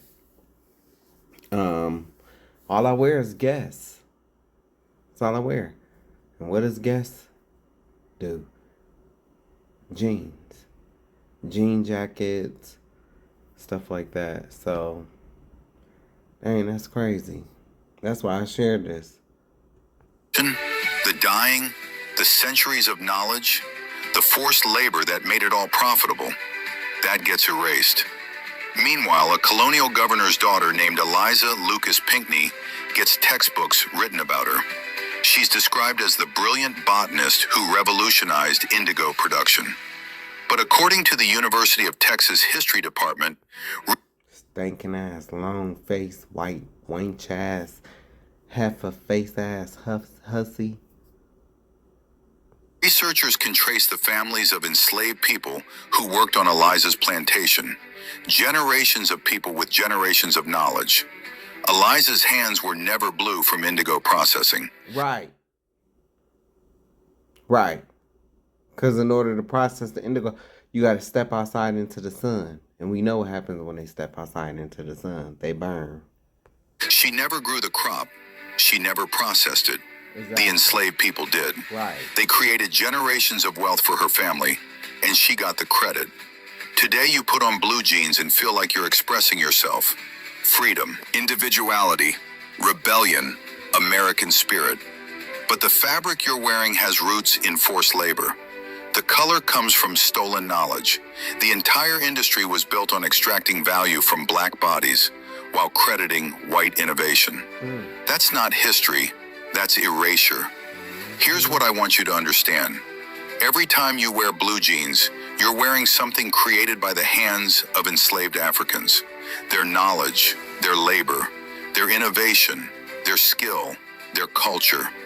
From the indigo fields of West Africa to the plantations of South Carolina to the mills that dyed the fabric, black people built this, and the world wears it every single day without knowing whose shoulders it stands on. So think about that the next time you button up a pair of jeans. Think about who really invented it. Think about who should be remembered. Think about what we're still forgetting. And when you're ready to know more, when you're ready to demand that history tell the truth, like this, share this, and follow, because there are stories they're counting on you never discovering. Now, what's crazy is the fact that I know a lot about fashion and Not like how some of these fashionistas, I'm not saying I'm a fashionista, but I know a lot about the culture vulture-ness of some of these labels, and I talk about it and stuff like that, and like just different things like from Louis Vuitton and Gucci. And then but I did not know this though. I did not. So I just learned something right here, right now. So yeah, I just learned something right here, right now. Fat orange monster does a shit ton of war crimes. Wait. The fat orange monster does a shit ton of war crimes. The fat orange monster does a shit ton of war crimes. You mean The fat Donald orange Trump? monster does a shit ton of. The fat Donald orange Trump. monster does a shit ton of war crimes. Once upon a time, there was a country called Iran, and the people running that country were bad and did bad things. But the people living in that country were not bad and did not do bad things. And the fat orange monster didn't really care about the people running the country or the people living there. He only wanted to make his friend, the Yahoo, happy, so that his friend the Yahoo wouldn't tell everyone about the monstrous things the monster did. The Yahoo said, blow them up. And the monster said, yes, sir, of course, sir. Don't show anyone the spell book, sir. But after weeks of war, the people were getting pretty fucking angry. And the monster was very, very unpopular, which made the monster very, very sad and very, very angry. Now, the monster couldn't stop the war because the Yahoo had the spell book. And he couldn't win the war because Iran had prepared for this for decades. So he had one option, and he yelled out, Whiskey the Pete! Whiskey the Pete! I need you to do a bunch of war crimes. Make life terrible for the innocent people who live there so that the bad people in charge give up. But the bad people in charge didn't really care about their people. They just got done killing a bunch of them anyway. So why the monster thought this would work is anyone's guess. But Whiskey the Pete was an immoral idiot dumbass. So he did as he was told and just started killing innocents and pretended he was some kind of crusader for Jesus or something stupid like that. And lots of people who did nothing but be born in the wrong place at the wrong time were killed so that the people in the kingdom wouldn't see the spell book. The spell book that no matter what eventually was coming out anyway, and nothing was learned, and the horrors accelerated. The insane irony of Lil Donnie's Iran ceasefire. He's literally agreeing to Obama's nuclear deal. Trump's ability to drink his own pee and pretend it's liquid gold will never cease to amaze me. The 2015 deal Obama crafted with Iran gave Iran sanction reliefs, unfrozen assets of around $150 billion, and the right to continue enrichment at limited levels. Trump's ceasefire plan gives them all that and quite a bit more. More money in relief, including the unfrozen assets, the right to continue their enrichment, an agreement to no further attacks, coordinated control of the Strait of Hormuz, and an end to all Israeli and U.S. hostilities anywhere in the region. Iran's new control of the strait puts them in a better position than when the war started. Thousands of people are dead, including 170 children murdered on day one. $1 trillion in global economic damage, 15 U.S. service members killed, a global energy crisis, and America's standing in the world at historic lows. All for what? A limp-wristed version of a deal Obama made a decade ago. A deal that won't hold anyway, and we all get to do this again this time next. Yes, look at those eyebrows and those lashes, girl. Vance, girl, you are looking fierce, Miss Thing. You are looking fierce. I mean, you got your mouth wide open, and we know what you like to do when you're in that position that you're in right now. What? I'm talking about eating people. You know he eats people. Look at those teeth. Perfect chompers.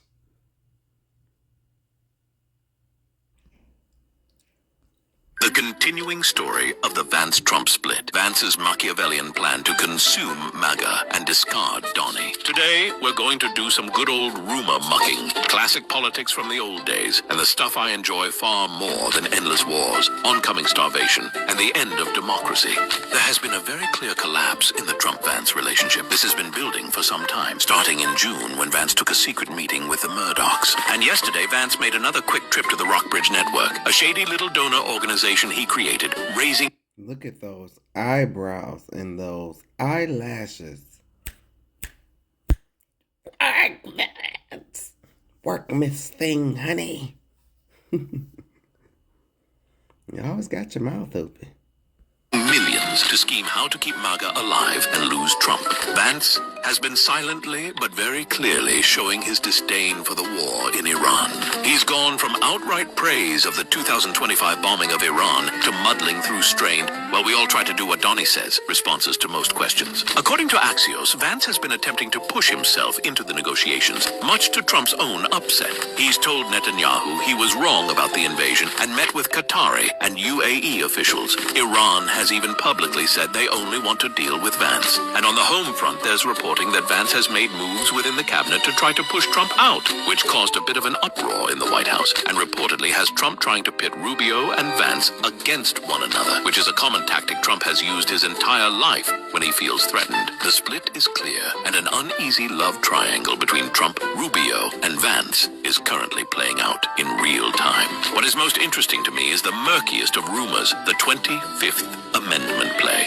These conversations are happening in hushed tones in back rooms, and the root right now seems to be that once Iran winds down, and once the economic crisis is in full bloom prior to November, Vance may possibly, maybe, who knows, if he's able to garner enough support in the cabinet, try to remove Trump from power. It is, in many conservatives' eyes, the only way to salvage what is left of the midterm elections. Vance will attempt to draft a narrative that he rose to the occasion and saved America from his well-meaning but mentally unwell leader, and create a stark distinction between the Biden administration and what he hopes to be the Vance administration. It's all silly and would only be a self-serving power play, but reports are he likely has fired. Wait, what happened to the eyelashes? Of the 8 necessary cabinet votes already.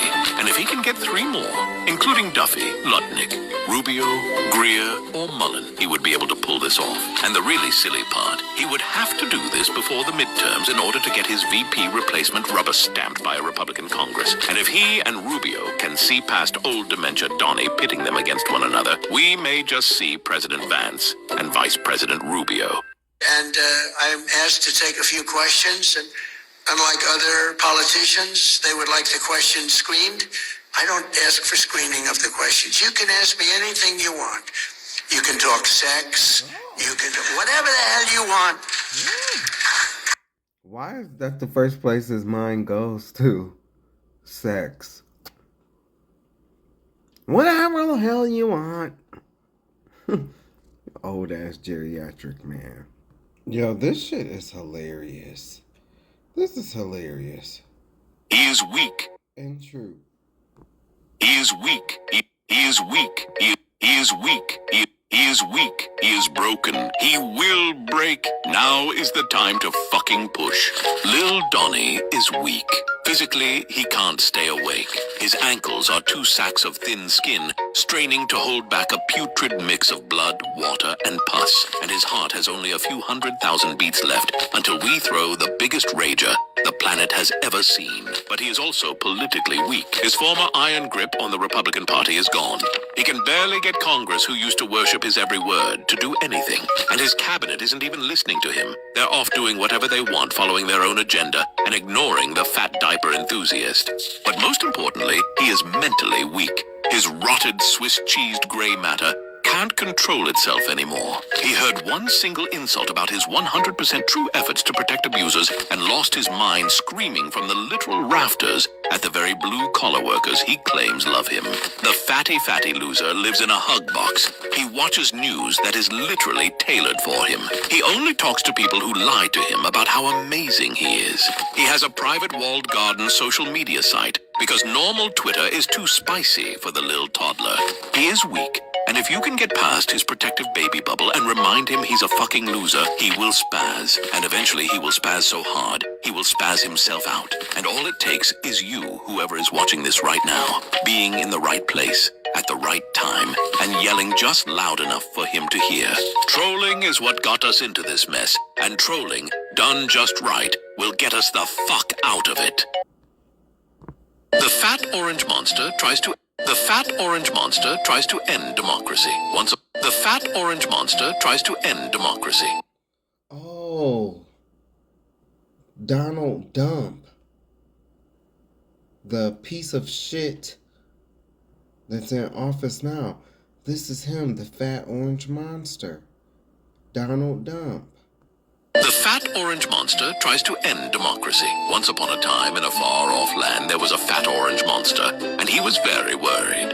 He'd made all these promises to the people, and then, for some reason, when he became king, he did the exact opposite. He started a couple of wars. He increased taxes on the poor and got rid of taxes for the rich. He made everything more expensive for everyone. And most of all, he hid the spellbook everyone wanted to see. Many of his biggest supporters were very loudly saying, hey, maybe this fat orange monster is some kind of fat orange monster and we should get rid of him. And so the monster had an idea. What if instead of being a better king that people wanted, he would just make it very hard for them to vote? Because that was the only way he could stay in power. And so the fat orange monster created the Keep the Monster in Power Forever Act. Now you could only vote if you had very specific scrolls. Scrolls most people didn't have access to. And you took those scrolls to special buildings to get them approved, but only on some days and sometimes. And it would take a really long time for you to get approved by misers who ran those buildings. And then once you had the approval, you needed another different document to go vote. And that would have to be approved by different misers who would have to go through very complicated paperwork to make sure that the second scroll matched the first scrolls exactly. And because women, for some reason the monster couldn't comprehend, didn't really like the monster, he made a special rule that if you had a different last name on your second scroll than what's on your first scroll, then you wouldn't be able to vote. And then he decided if you jump through all these hoops and you somehow get to vote, the monster wanted to know exactly who you voted for, especially if it wasn't for him. So he added a rule that everyone everywhere had to tell the monster if they voted for him. And the monster was so happy about this. All the poor people wouldn't be able to vote. All the women wouldn't be able to vote. And if you voted against him, he would now have your name and could come find you. And with that, the monster watched democracy die and was very, very pleased with himself. Oh, more about Donald Dump. The fat orange monster. The fat orange monster. And the fat orange monster. And the fat orange monster. And the dumbass. The fat orange monster and the dumbass war. Once upon a time, the fat orange monster started a war. He couldn't quite say why he did it, only that he wanted to. And in this country that he went to war with was a river. This was a very important river. A river that all the goods flowed through. The wood to keep houses warm. The hay to keep horses fed. It was a very, very important river. Without this river, everything became very, very expensive, and the people were suffering. And so the people asked, excuse me, Mr. Monster, why did we go to war? Everything is so expensive now. And the monster just shrugged. He didn't know. And then the people asked, when will this war be over? He shrugged again. He didn't know and didn't really care. And then the people asked, what are we even trying to do with this war? And he shrugged and grumbled. And then they wondered, if we're so much bigger and tougher than this other country, why didn't... Those were cave grunts, by the way. Just, Neanderthal and cave dwellers. Monkey lips, Carry on. We plan to keep the river open. Oh, shut up, the monster roared. It's everyone else's job to fix the river, okay? Not mine. It's not my fault. It's not my fault, he cried over and over. The people looked on confused and worried. The monster, it seems, was having a bit of a complete and total breakdown. And it was utterly apparent he had no plan, no goals, and chose to do all this and cause all this suffering and all this pain on a whim. Oh, really? Tell more. Do tell us. Everybody, make sure you go visit the Heart of Scotland. I'm going to show their page. The deeply corrupt story of the White House exploiting the war to gamble on online apps. I want to preface this story by reminding you all, conservatively, 10 to 15,000 humans have died in the Iran conflict in its opening week. And then I want to draw your attention to this. At least 6 accounts on the popular betting site Polymarket placed suspicious bets earning roughly $1.2 million, correctly betting that the U.S. would strike Iran on February 28th. Those bets were funded 24 hours in advance and placed just hours before the bombs fell. None of these accounts had a history of betting on the site prior to this. They appeared quickly, cashed out quickly, and operated in a pattern consistent with someone trading on inside information. One of the accounts, named MAGA My Man, made nearly $600,000, placing a bet on the death of Khamenei just moments before the Israeli strike killed him. This isn't even the first time this has happened.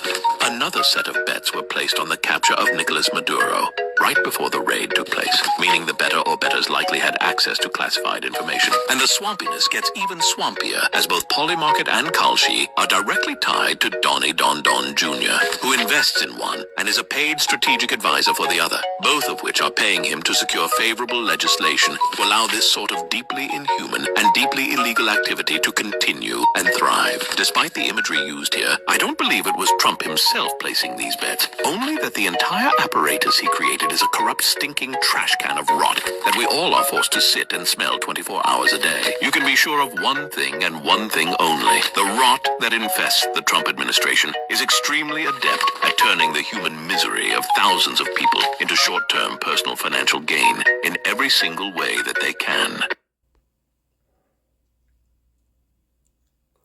Make sure you visit their page, The Heart of Scotland.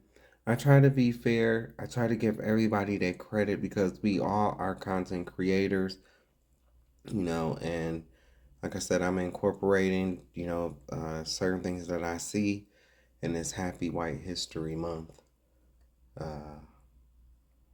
programming. What if I told you that in 1969, the state of South Carolina sent over 1,000 soldiers and literal tanks into the streets?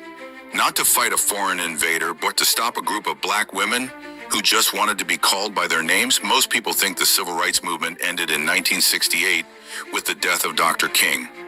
They are wrong. In the spring of 1969, the real battle for the soul of the American worker was just beginning in the humid streets of Charleston. According to the 1969 labor records archived at the University of South Carolina, black women working at the Medical College Hospital were earning exactly $1.30 an hour. To put that in perspective, that was well below the federal poverty line of the era. But the money wasn't the only insult. Historical archives reveal a culture of calculated humiliation. These women, many of whom were the primary breadwinners for their families, were never addressed as Mrs. or Miss. To the white administration, they were simply girls. When lunch hour came, they weren't allowed in the cafeteria.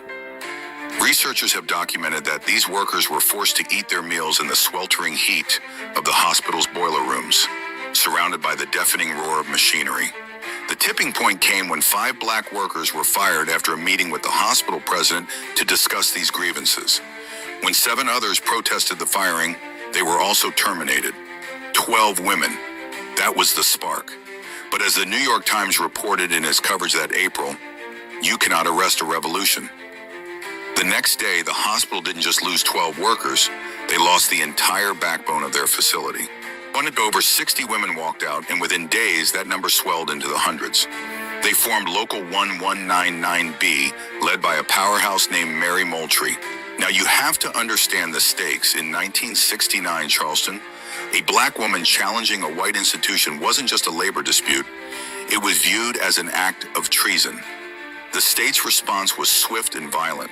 According to the official reports from the South Carolina National Guard, Governor Robert McNair declared a state of emergency.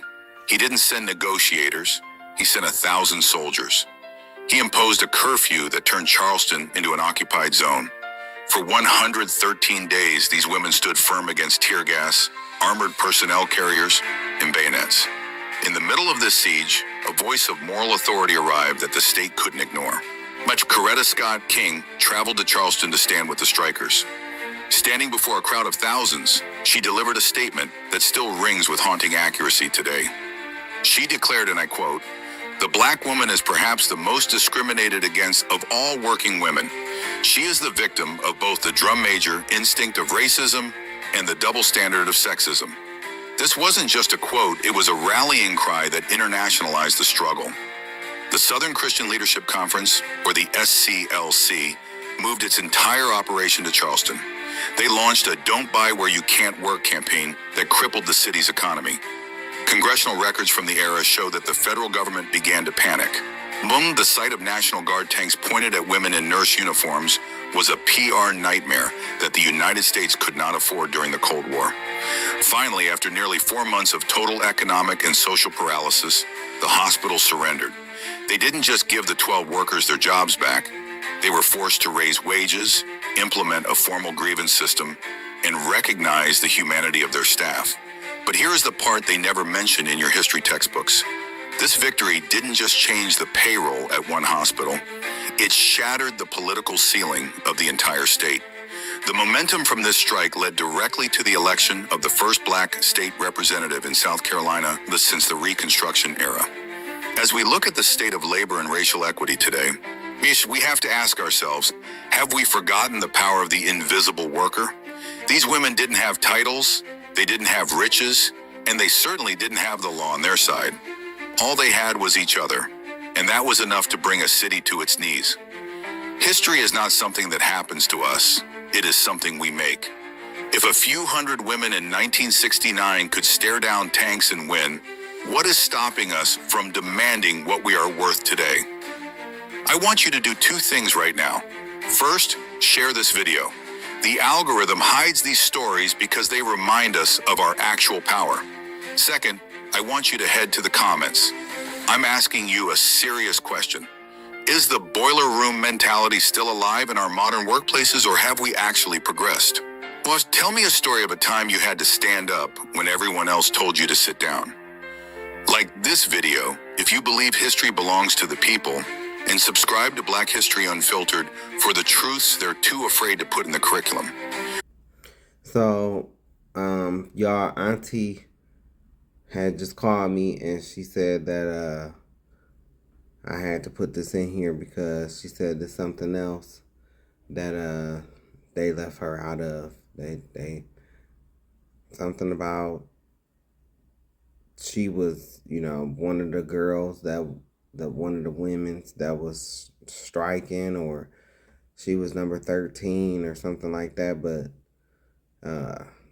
they didn't talk about her, and they forgot her during the march or something like that. Child, she was saying, I don't know, but she told me to put this in here, and so I did. So just to let you know, because when I be showing you this stuff, it is AI generated, some of the stuff, but it is a real story. These are facts.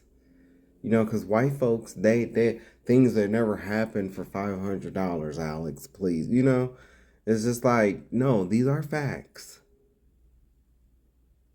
You will not deflect from the shit that you did. The most prominent figure related to Sally Martin 1932 is Sally Martin, a gospel music pioneer. She started collaborating with Thomas A. Dorsey in 1932. In 1932, if you wrote a hit song in a black church, white publishers downtown would steal it, print it, and keep every dime. They assumed the creators were too poor to sue. They were wrong, because they didn't count on Sally Martin. Thomas Dorsey, the man who wrote Precious Lord, was a genius, but he was broke. His songs were everywhere, but he couldn't pay his rent. He was an artist, not an accountant. Enter Sally, an 8th grade dropout and former domestic worker. She didn't have a refined voice, but she had a killer instinct. She saw Dorsey S. empty pockets and told him, "We were going into business." She didn't wait for permission. She went to the library, taught herself federal copyright law, and registered those songs. Then she grabbed a cardboard suitcase and hopped on segregated trains. She was ruthless. She interrupted rehearsals to demand payment. When a publisher in Ohio stole a song, she sent the federal registration number and an invoice. They paid every single time. By 1940, she'd built an empire out of 15-cent sheets of music. She funded hospitals, bought real estate, and made sure Dorsey died wealthy. Sally Martin didn't just sing the gospel, she protected it. Share this to honor the woman who forced the music business to pay up. In 19...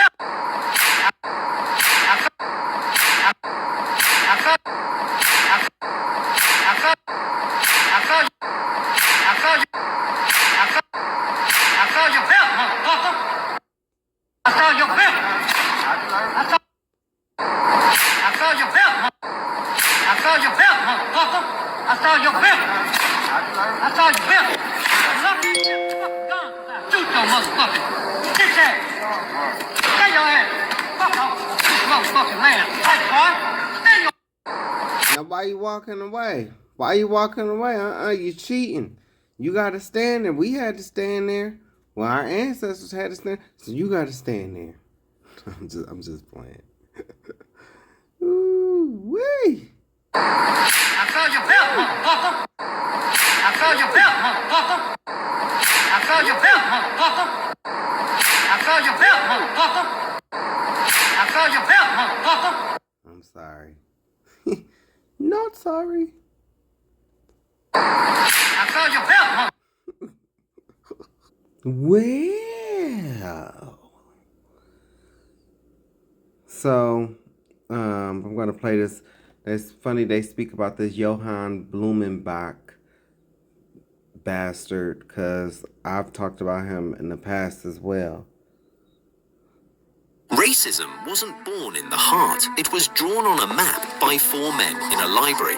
In the 18th century, Enlightenment thinkers like Carl Linnaeus and Christoph Meiners made a radical choice. They stopped mapping geography and started mapping superiority. They decided that skin color wasn't just biology, it was a rank. They used their prestige to decide which humans were advanced and which were primitive. The weapon became classification, later visualized through ethnographic maps. Johann Blumenbach divided this bastard right here the world into 5 categories, coining the term Caucasian simply because he found those people the most beautiful. This system was validated by the dark science of Samuel Morton, who measured over 1,000 human skulls to prove that intelligence was determined by race. They took the fluid reality of human That's not all of why he did it, but life and froze it into a rigid, colored grid. It made oppression look like data. The result was a psychological cage. These maps became the blueprints for the slave trade and the scramble for Africa. They removed the guilt from the conqueror. He wasn't committing a crime. He was following the natural order established by science. They didn't just draw borders on land. They drew borders on the human soul that are still bleeding today. If you found... So, when you get to talking about, oh, black people sold black people, yeah, but y'all did this shit. Y'all took that shit and took it a step further. This is what you did. Look, so I posted this back in October of 2017. Let me get to it. Look, Johann Friedrich Blumenbach. What did he do? This is what he did. See? This was back in 2017. Back in 2017. This was back in 2017. Approaching 250 years. So when you hear me talk about, I knew 250 years was approaching. Yeah, I knew it was approaching back then. Back at this time.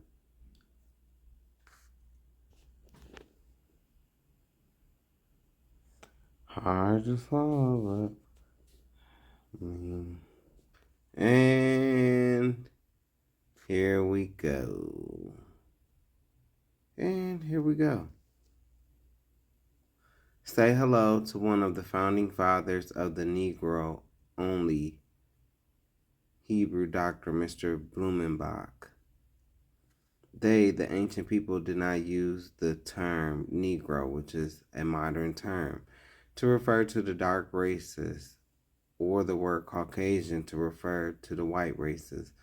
Dividing the world along a color line was an idea that originated with the white supremacists in Europe after the Renaissance. Johann F. Blumenbach, a German 1752 to 1840 was the first to divide humanity on the basis of skin color. Up to this time, no such attempts had been made. Its classification set up a color line to the detriment of later generations. Mr. Blumenbach classified 5 chief races of mankind: the Caucasian, Mongolian, the Ethiopian, the American Indians, and the Malayan. However, he considered the Caucasian to be the original race. From Babylon to Timbuktu by Rudolph R. Windsor, page 21. Now, what I don't like about these scholars is that they'll try to discredit Rudolph R. Windsor from Babylon to Timbuktu, but yet I just showed you somebody talking about this, saying the same thing. He just said that he thought they were more beautiful. No, he thought they were the original people, and they're not. See, August 7th, 2017, and I just showed you. August 7th, 2017.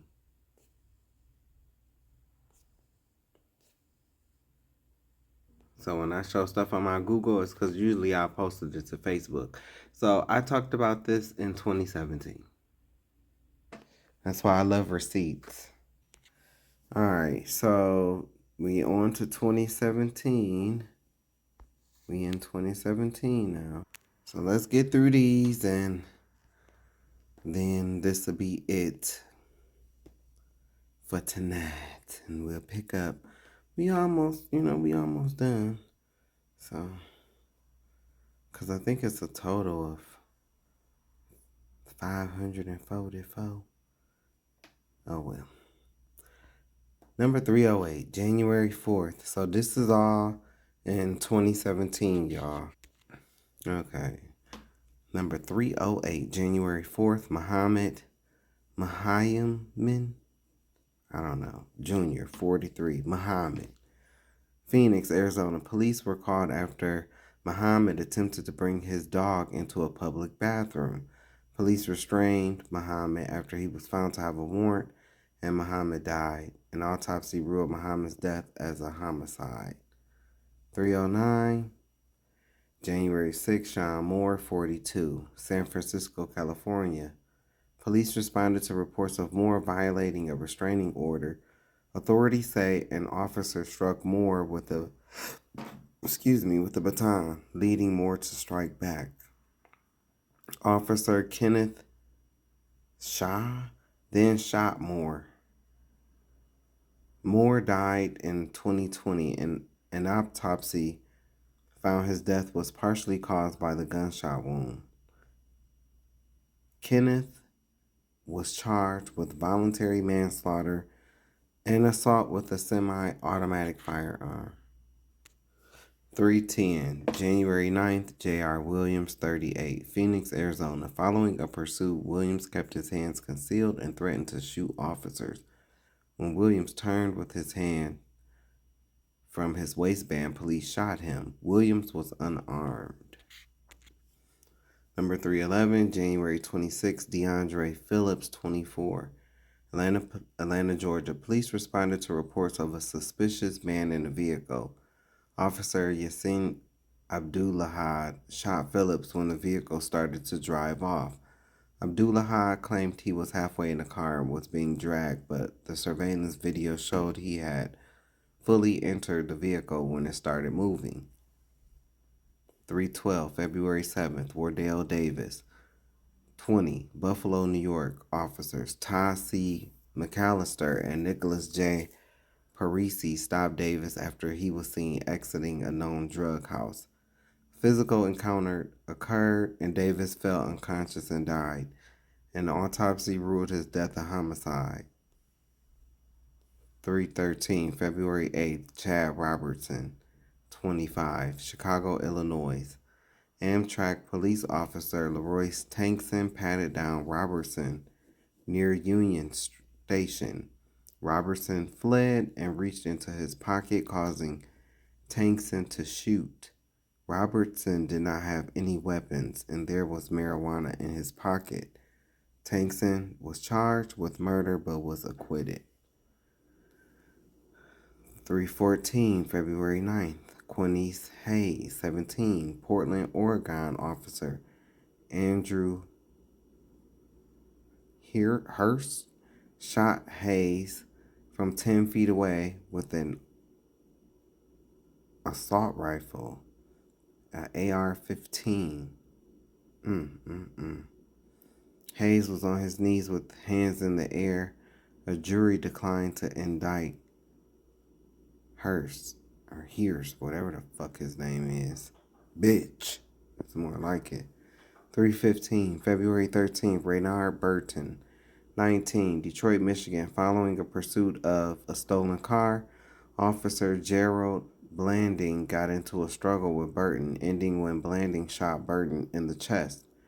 Prior to Burton's death, Blanding had been involved in 4 shootings, 2 off duty. Thugs. Just thugs.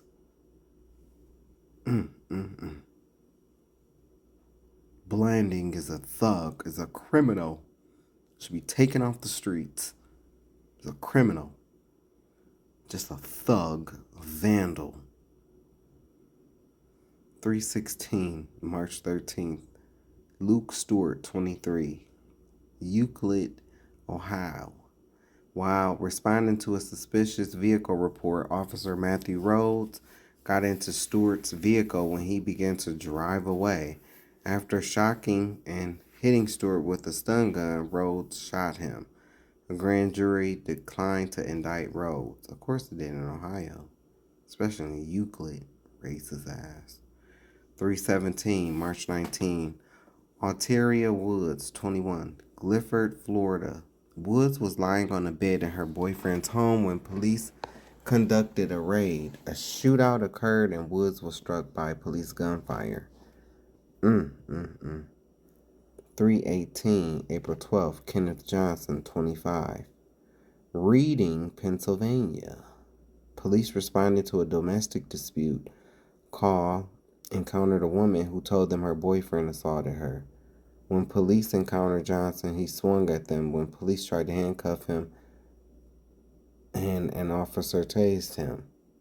Johnson became unresponsive and died, and his death was later ruled a homicide. 319, April 29th, Jordan Edwards, 15, Balk Springs, Texas. Jordan Edwards, a 15-year-old boy, was fatally shot by police officer Roy Oliver. He was struck in the back of the head while riding in the front passenger seat of a car driving away from police. Oh, you a bitch. Roy Oliver is a bitch. If he have any kids, your father is a disgrace. He should be euthanized. Ew. Police originally lied that the vehicle was backing toward them in an aggressive manner, but video later revealed, that's why I said lied, that the car was driving away at the time Edwards was shot. Oliver was found guilty of murdering Edwards at trial in August 2018, was sentenced to 15 years in prison. 320, May 7th, Landon Nobles, 24, Austin, Texas. Degenerate Richard Eagle and Cunty of the Cunts, Maxwell Johnson, shot and killed Nobles as a crowd dispersed in front of a bar. Police stated that Nobles fired at officers, but several witnesses said Nobles was unarmed.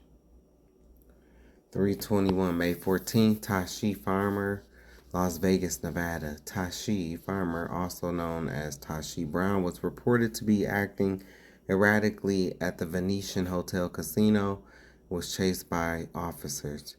Police tased Farmer when he tried to enter a citizen's truck. Officer Kenneth Lopera then placed Farmer in a rear naked choke. What is wrestling? Leading to his death. An autopsy ruled Farmer's death a homicide. Loper was charged with manslaughter, but his charges were dropped. He's a bitch ass. Should have been a wrestler. That's what it seemed like you want to be.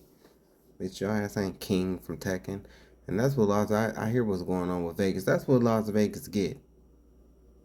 Ever since the Stardust did what it did to me, I was supposed to have a shining career.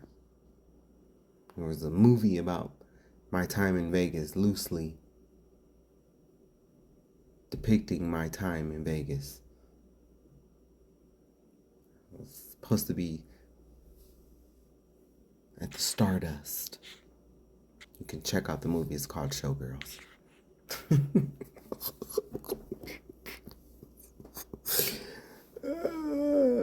I'm just playing. 3/22, May 21st, Jimmy Sanders, 33, Appleton, Wisconsin. That would have been nice though if I would have got, as a dancer at the Stardust. Appleton, Wisconsin. Sanders was at a bar when police responded to reports of a man firing a gun.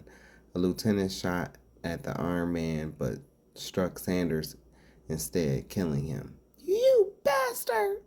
You killed Jimmy! 3/23, May 25th, Adam Trammell, 22, West Milwaukee, Wisconsin. A woman called the police to report Trammell, who had schizophrenia, was naked and acting strangely. Trammell returned to his home, where he entered a shower and began drinking water from a jug. Police entered the bathroom and tased him 15 times. By the time an ambulance arrived, Trammell had no pulse and stopped breathing. The medical examiner's report said that the taser was a significant factor in Trammell's death. Tased for drinking water. Just pitiful. Well, tased while drinking water.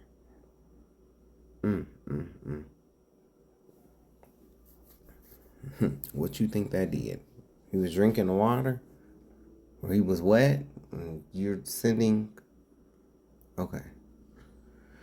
3/24, June 8th, David Jones, 30, Philadelphia, Pennsylvania. Officer Ryan Pownall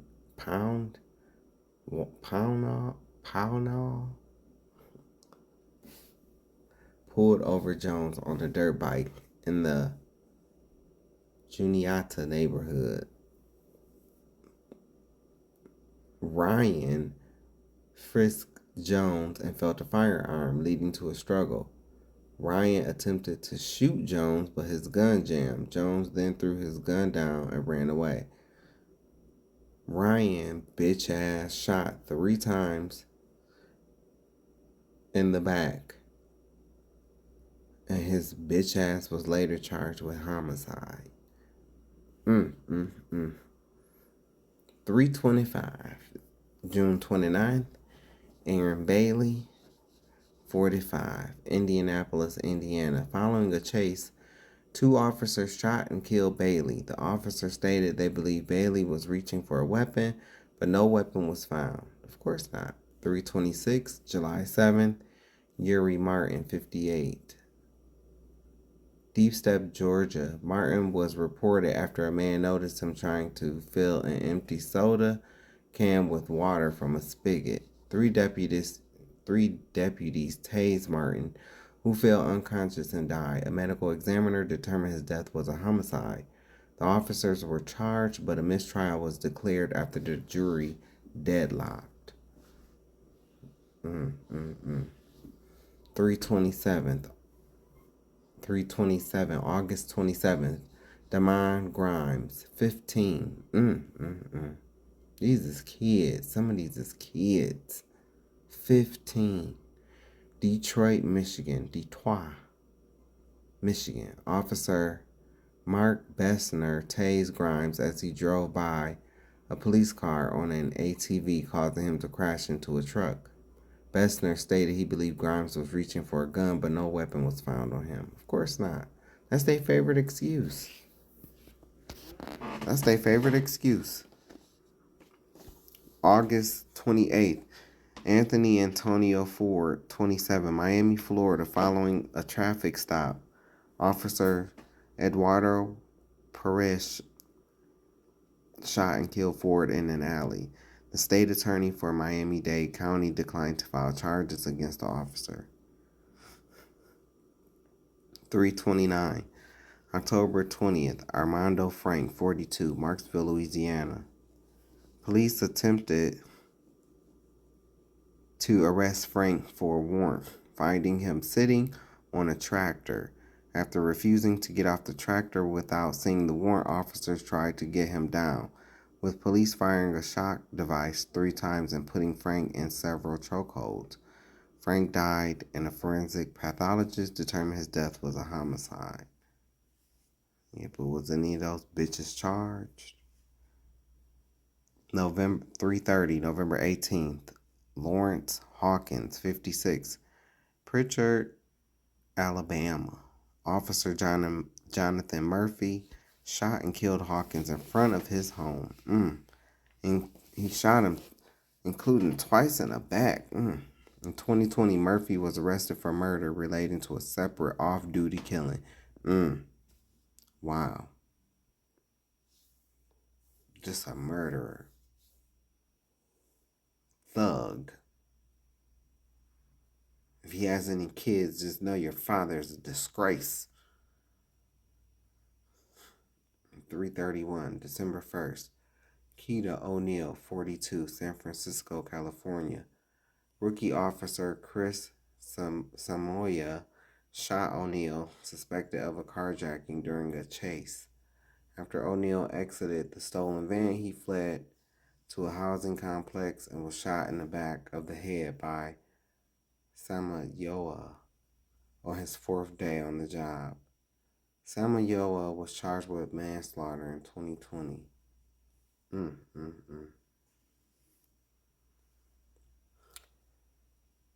332, December 27th, Dennis Plowden, 25, Philadelphia, Pennsylvania. Following a chase, Officer Eric Ruck shot Plowden as he had his left hand visibly raised in the air. Ruck was charged with first-degree murder, third-degree murder, voluntary manslaughter, and possession of an instrument of crime. Ruck was convicted of manslaughter in 2022. Okay, and we're going to stop entering in to 2018. Number 333, January 27, Crystalline Barnes, 21. Jackson, Mississippi. After a pursuit for a traffic violation, police fired at Barnes, stating she hit a patrol car while driving in reverse. According to court documents, one of the officers, Rakasha Adams, fired when Barnes attempted to drive away from the patrol car and the curb. The officer, Albert Taylor, fired after the car made a U-turn, although Taylor had earlier stated he was the first to fire. Adams then fired again. In total, 17 bullets were fired at the vehicle from the sides and back. Damn. That's like a Cleo situation, man. Damn. Okay, yeah, that's the old one, so. Anyway, well. Oh, yeah. See, that's my little screen record. See? Be screen recording. Because I took this picture because I want to remember when I do my video for tomorrow, I want to remember where to start. Yeah, so we have 240 separate events to go. And so, I mean, it's not going to take that long, y'all. Because as you can see, we started at like, what, 228? And I think, yeah, 228.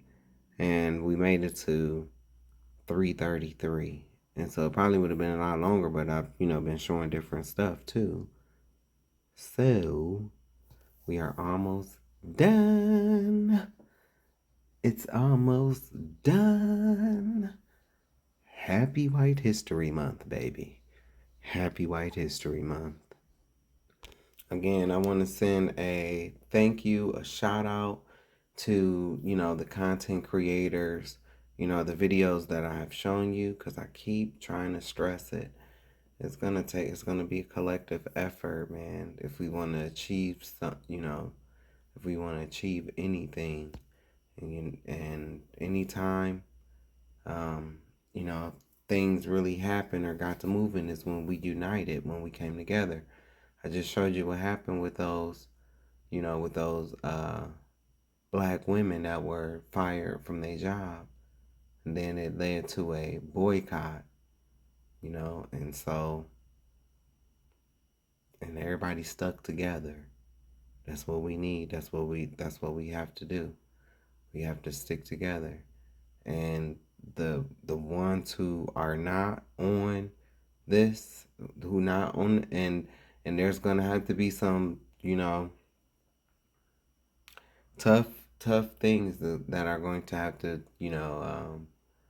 like be made. Certain, like, for instance, you got people, who took the quote unquote, that took the buyout, man.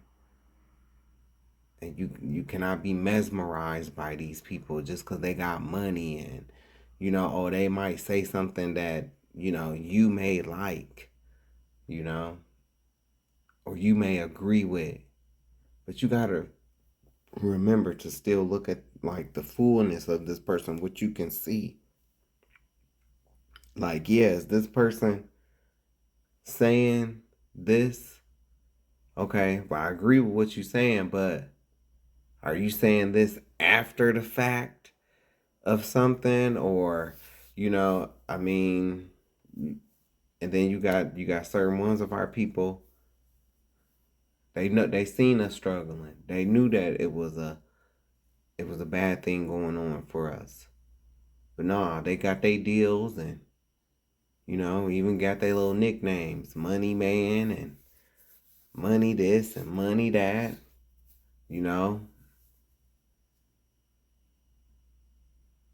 these labels like Gucci making sweaters, a blackface, and then it's a boycott of Gucci, which is, I see, from what I see, I guess the boycott is over.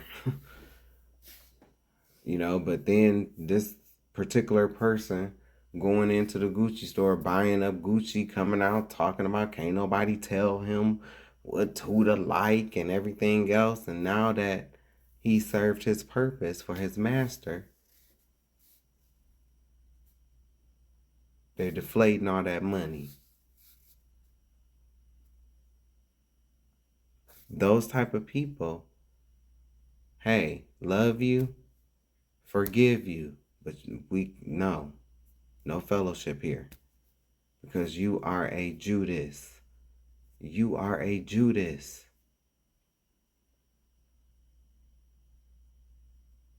And I'm telling you,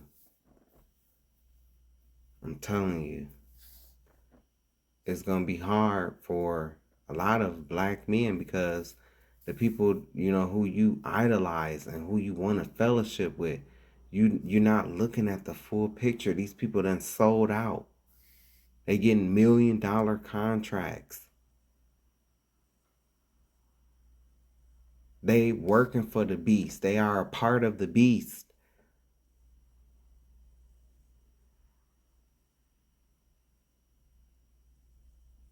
It's all fun and games until it's time to take up your cross and walk. It's time to pick up your cross and walk. It's all fun and games until then. It's all fun and games until Christ says, well, are you going to give up the money? It's all fun and games until then.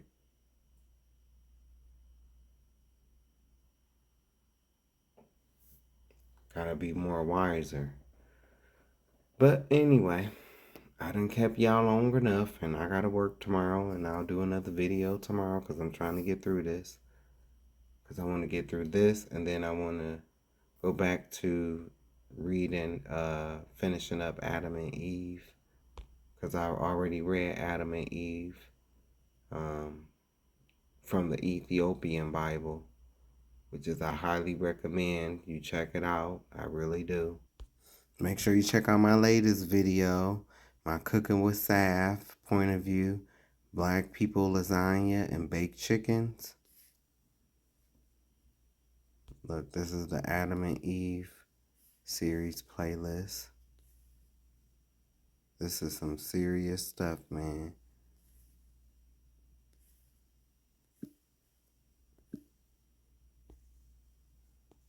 I'm telling you, these 3 videos right here, man, these videos ain't no joke.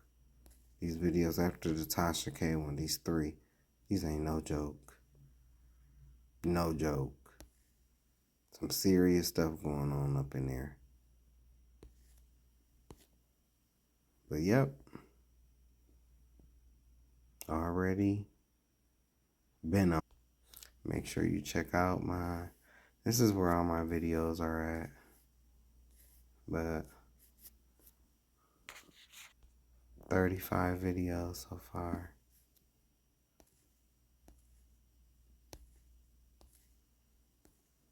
And they are all on my page in my video section. So make sure you check them out. Happy White History Month.